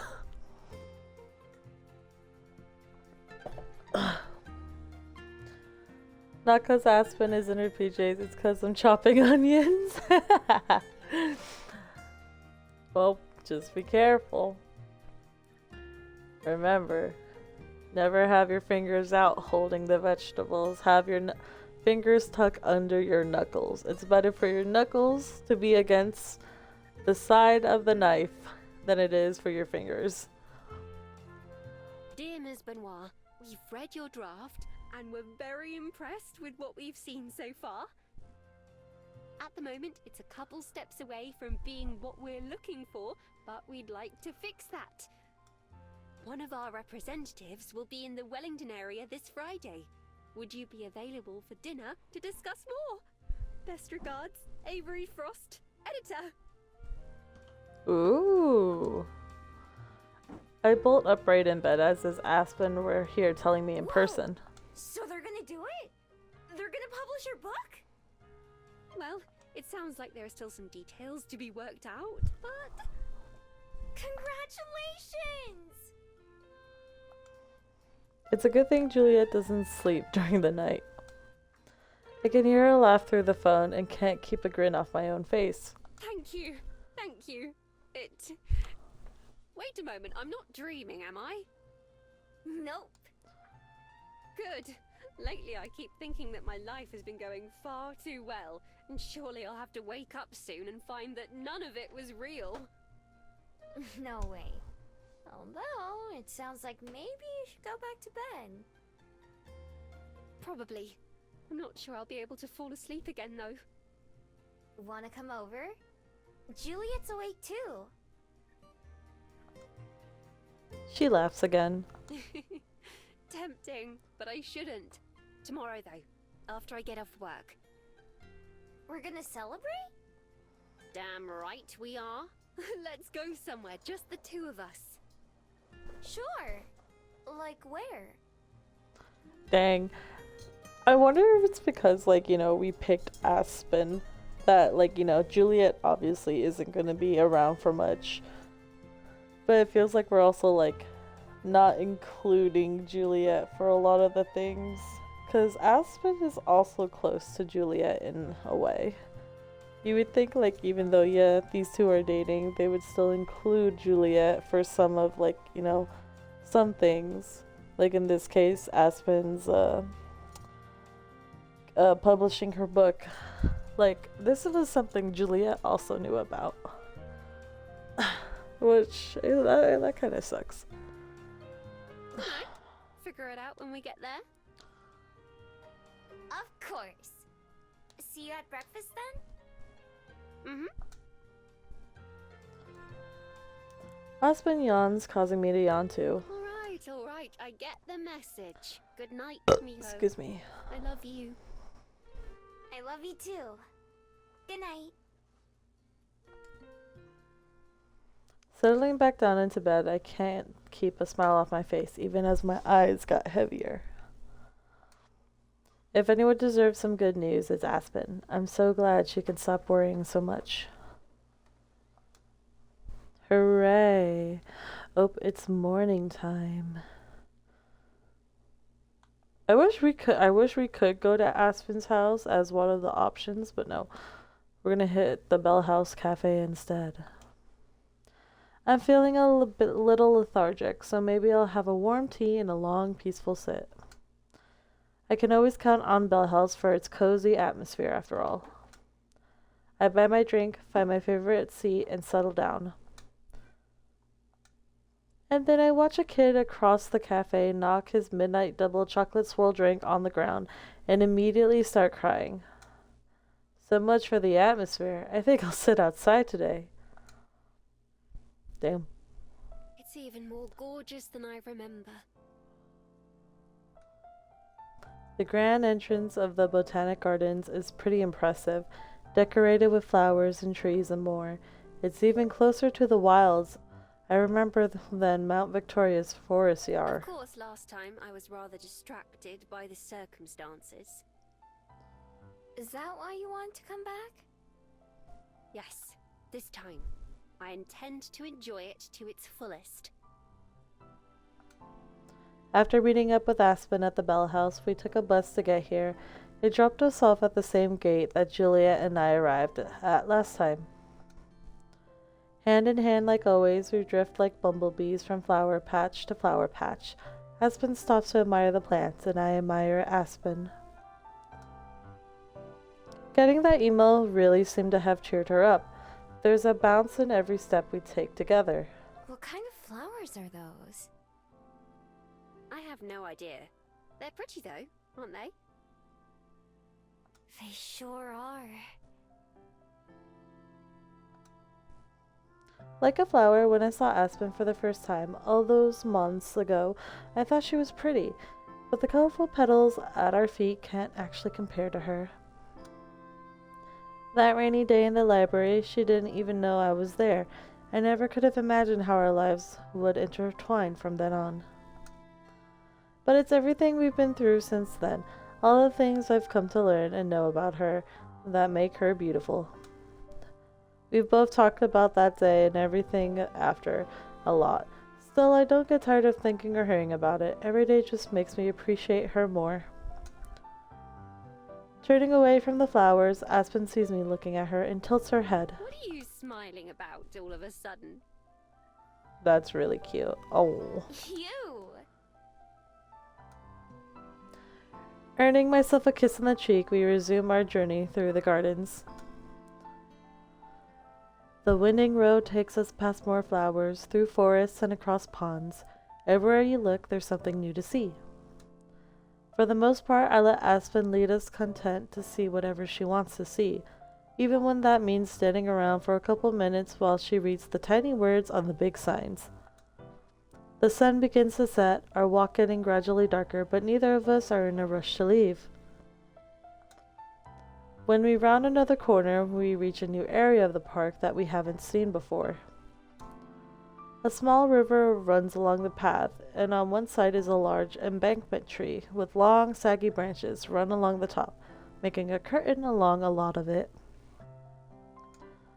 Some of the branches glisten with water, but some sparkle with something else. I point to one, getting Aspen's attention. Hey, what's that? What's what? She follows my line of sight, and then her eyes light up when she sees it. Oh boy, what did they see? Oh! Oh! We both hurry over to where something small and blue hangs from one of the branches. Glowing like a firefly, there are silky threads hanging from the trees too. They look kind of like a spider web, but softer. Is it a fairy? She's a fairy. Not quite. They're glowworms. Okay, ew. She reaches a hand up, cupping the bright orb without touching it. Oh, worms?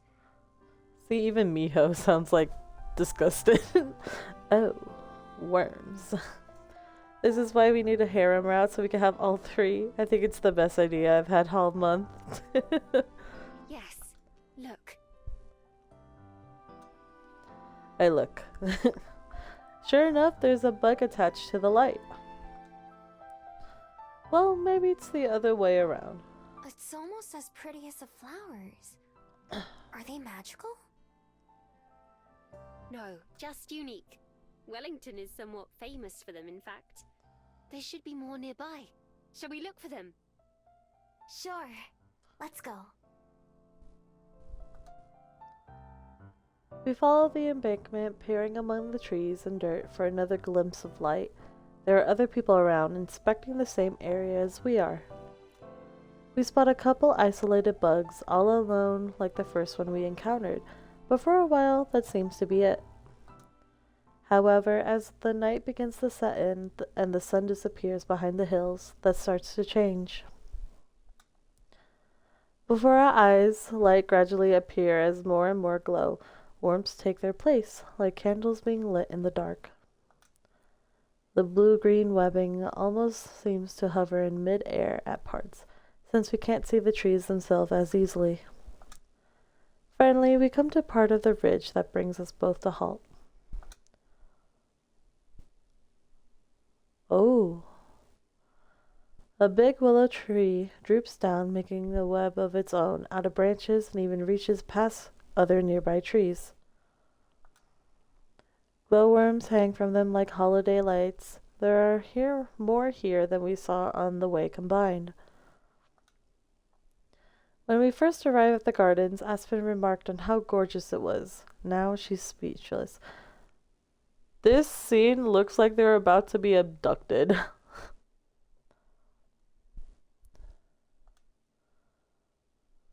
She takes a step forward, and then another, drawn like a moth to a flame.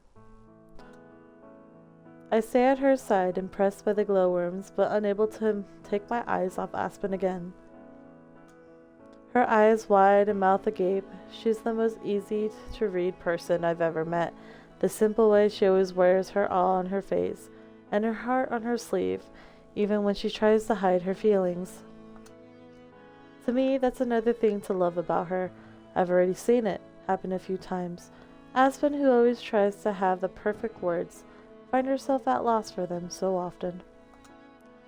Everything she feels so much, as scary as that may have seemed at one time. As we became friends, and then more than friends, it's something I've come to admire. She says that meeting me was destiny, or that maybe she just got lucky. I don't know a thing about destiny, but I know the second part is wrong, or at least only half true. I'm the lucky one here. Hey, Aspen?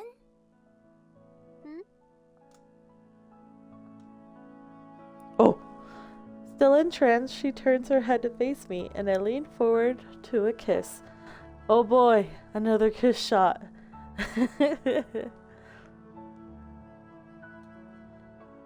I'm used to not having the right words or any words at all, so I hope I can say everything I wanted to with a kiss. Bow chicka wow wow. Her eyes flutter shut behind her glasses. She smells faintly of coffee and flower. Her lips taste like love. I hope she knows just how much she's made my life better, just by existing, just by being her. We part, but just barely. Foreheads together, she smiles, the light in her eyes brighter than the ones around us. So human flesh tastes like love. I mean, in this case, Aspen tastes like warm, hot coffee and flour. What was that for? Not that I mind, of course. Just because. I was thinking about how lucky I am to be able to do that. I see. In that case... She kisses me again. Just because? Because I love you. And so you'll keep doing that? That's the easiest promise I've ever made. Eventually, we walk away, letting some of the other searchers enjoy that spot. We follow the winding path through the gardens some more, taking our time and stopping to admire anything that catches our eye. They never stopped kissing. That's it, end of stream. There are plenty of those, not just as the flowers and trees, but the lamp-lit pathways and streams too. At the end, we leave from the gate we entered through, taking a shuttle back into town. I walk with Aspen to her apartment before we part ways for the night. Holding my hands outside her door, she gives me one last kiss. Thank you for a perfect evening, Miho. It was your idea to go there. So, thank you. It was only perfect because we were together, though. Just take the compliment, silly. Fine, fine. Smiling, Aspen steps forward and hugs me, enveloping me in the coffee and flower scent. Well, shall I see you tomorrow then? Yeah. I already can't wait. Me either. Good night, Miho. Good night. With the final wave, Aspen disappears into her apartment. I make my way back to the library, feeling lighter than air. Oh, how lovely. Well, she's at home now. Is this on Xbox? Yes, I am playing on Xbox. All the games I play will mainly be on Xbox. Excuse me. I've only been home for a little bit when I decide to step out into the night again. My last encounter with Silver didn't go so well, but it hasn't made me any less determined to talk to her.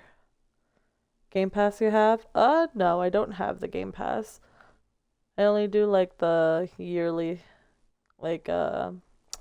thing for Xbox, just to have the online services. That's about it.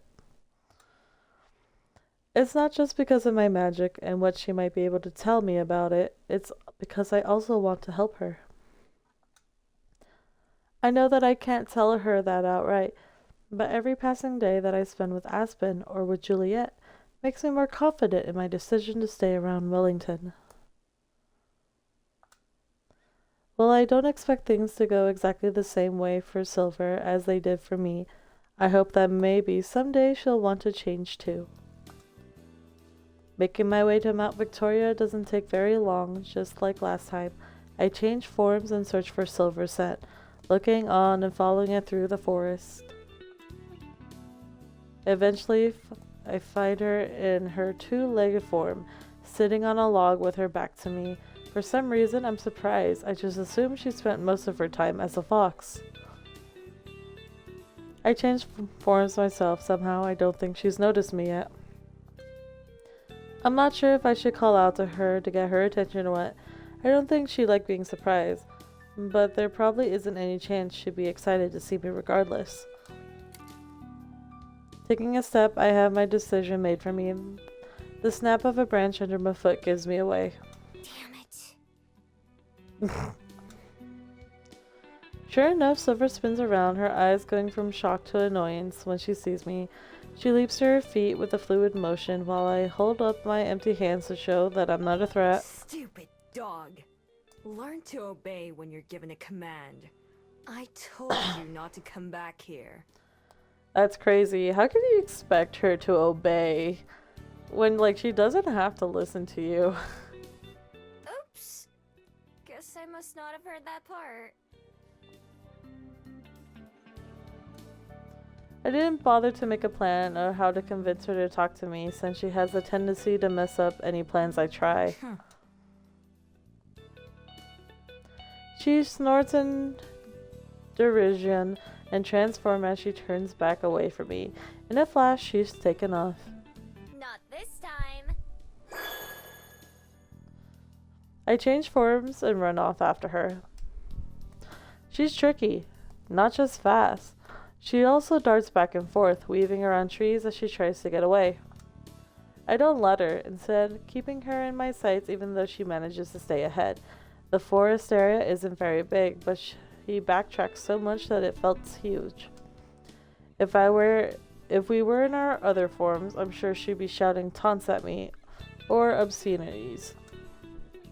Instead, it's gravely silent, other than the soft sound of our paws on the leaves and moss. Silver eventually gives up on trying to confuse me and instead puts up a burst of speed, pulling farther and farther away from me. Why is she so determined to run away, and why am I so determined to catch her? The first part isn't tough to answer because running away is easy. I understand because until recently, that was exactly what I would have done too. But the second part, that's harder to say. I pushed myself as well, trying to run faster like Silver. It's hard though, and my legs are already aching. I have to start relying on my ears and nose, and not just eyes, to track her. Suddenly I see her again, not that far out of reach. When she spots me, I can see her try to dash again. Only this time she doesn't seem to be able to put it off either. That's when I notice her limp. It's subtle enough that I can only tell when I'm closer up to her like this. But one of her back legs is definitely giving her trouble, and it's starting to slow her down. When it becomes clear I'm going to catch her, she abruptly halts, transforming back in a flash.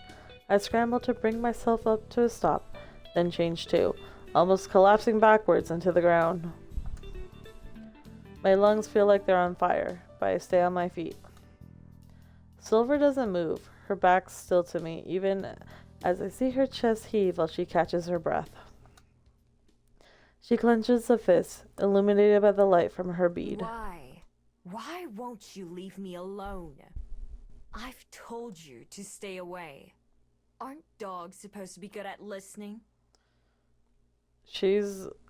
They're both the same creature. I get it. She's like calling her like a pet since she's so close to humans, but at this point she might as well be calling herself a dog too.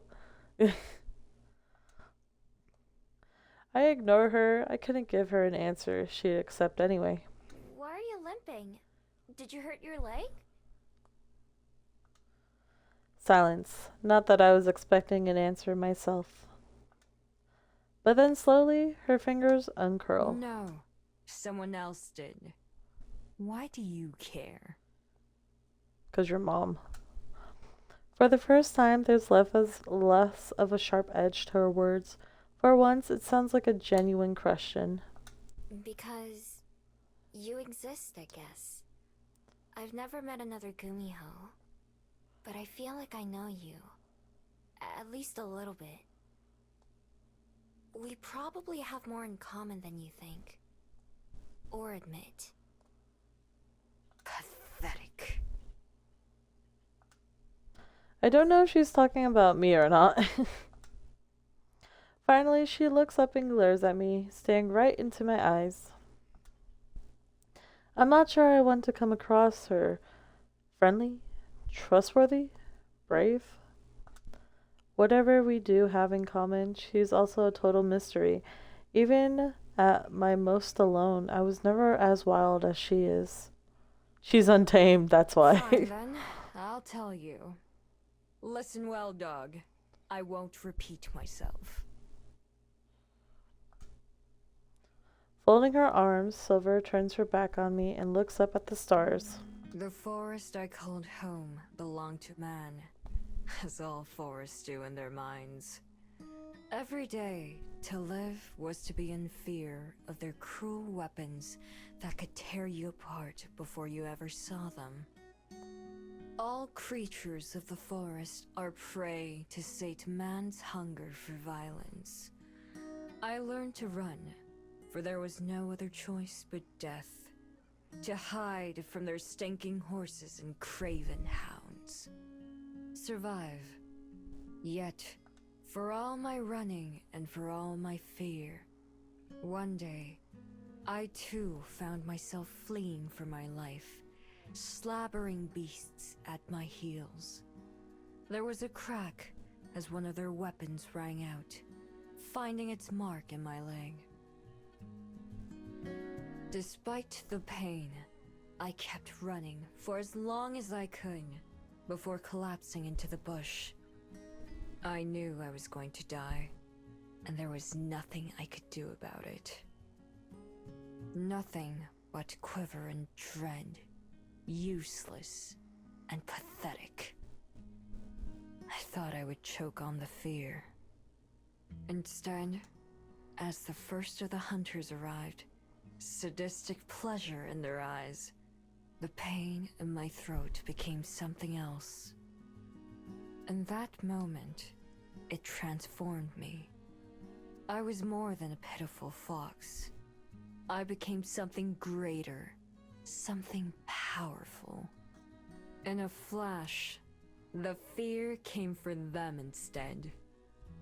They screamed the same way we foxes do, in agony and terror. The pain I felt was nothing compared to the euphoria of strength. It served me greater than fear had.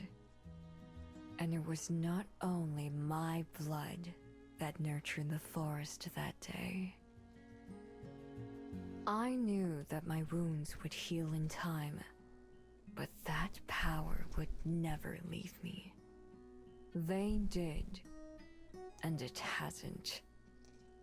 Never again will I suffer a human to harm me, or anyone else.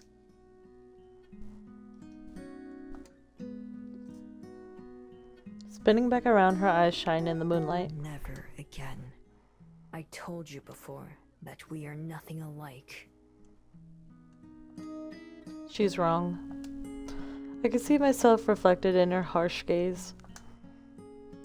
I could have been her so easily. Well, what is it, dog? Have you finally learned to hold your tongue? Something about her finally clicks. Something in her words makes sense. The way she tells me so much even as she tells me to leave. The way she keeps asking for my thoughts. She desperately wants me to respond. I'm sorry. All of that stuff that happened to you is terrible. I can see why you hate humans so much. Her eyes widen, then instantly narrow. Oh, has a thought dared to enter that empty head of yours? Yeah. I'd probably hate humans too if I'd gone through what you did. Even though I didn't, I still spent most of my life trying to avoid them. And everyone else. Everyone but one person. I pause, waiting for her to interrupt me, but she doesn't. That's a good sign, right? I also got my leg hurt by humans back then. Back when I was a fox, I stepped on one of their traps and couldn't get out. I also thought I was gonna die. But instead, my person set me free. Even though they weren't my person yet. And they put a bandage on my leg and helped it get better. I'd probably still have a limp today if they hadn't. Silver scoffs but doesn't interject. Until I came here and met Aspen and Juliet, I thought my person was the only one worth knowing, human or not. I didn't want them to talk to me either. But now, I'm glad they did. I search her face, trying to get a glimpse of what she might be thinking or feeling, but her expression is as stony as ever. I could keep going, but I'm not sure it would be a good idea or not. I'm probably already wearing on her patience. Leave it there, keep going. This seems like someplace to save.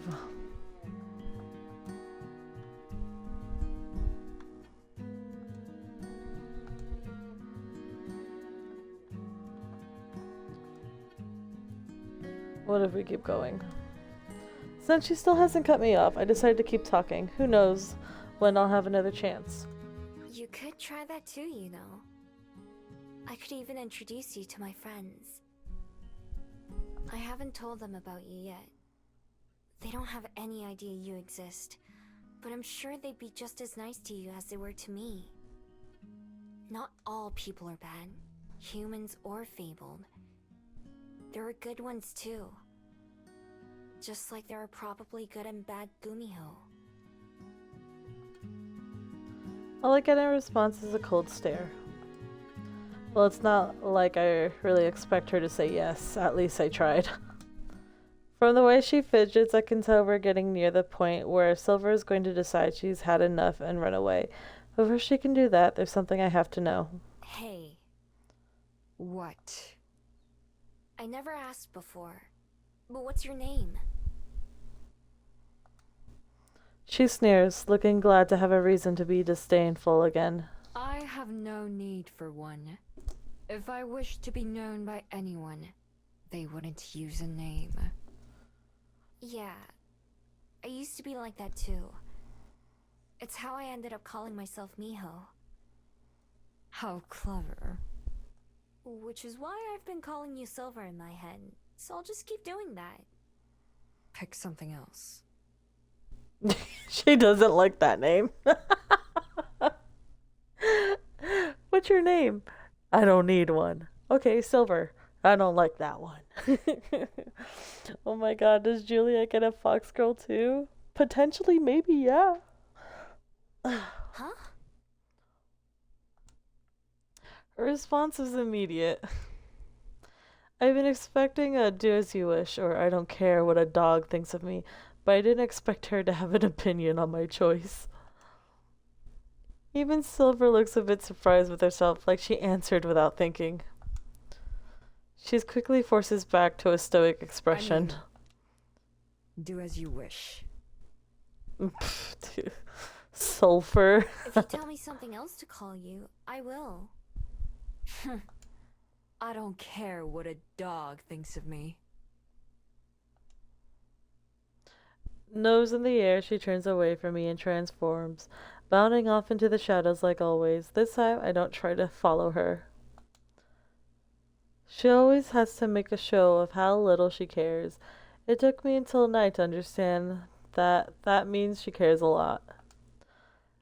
For as detached and disinterested as she tries to appear, there are still weaknesses in her armor.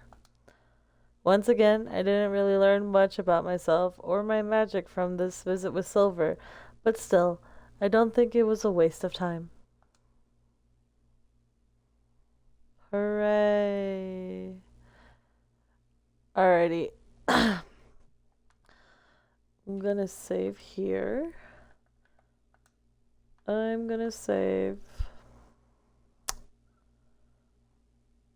Do I want to save in the middle or that one? Okay, no, we're gonna save in the middle. But we're gonna load back. And what if we picked, if we didn't? Or if we chose to leave it there? I want to tell Silver that maybe someday she could feel that way too, but I hold myself back. I've said enough for tonight. Silver also stays quiet for a moment. She's probably trying to think of another way to call me dog. Of course. Any dog considers itself blessed to have a master.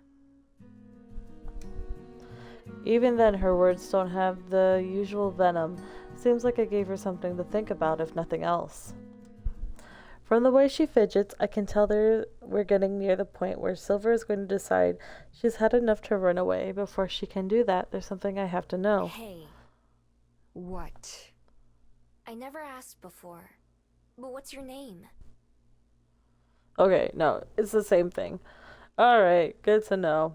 Well, but, that is gonna be it for today's stream. Hooray! The plot thickens. Well, we have happy times with our girlfriend. Yay. A lot of kissing on their dates. But hey, they are showing to be a couple. So that's good at least. But thank you for today's stream. Take care.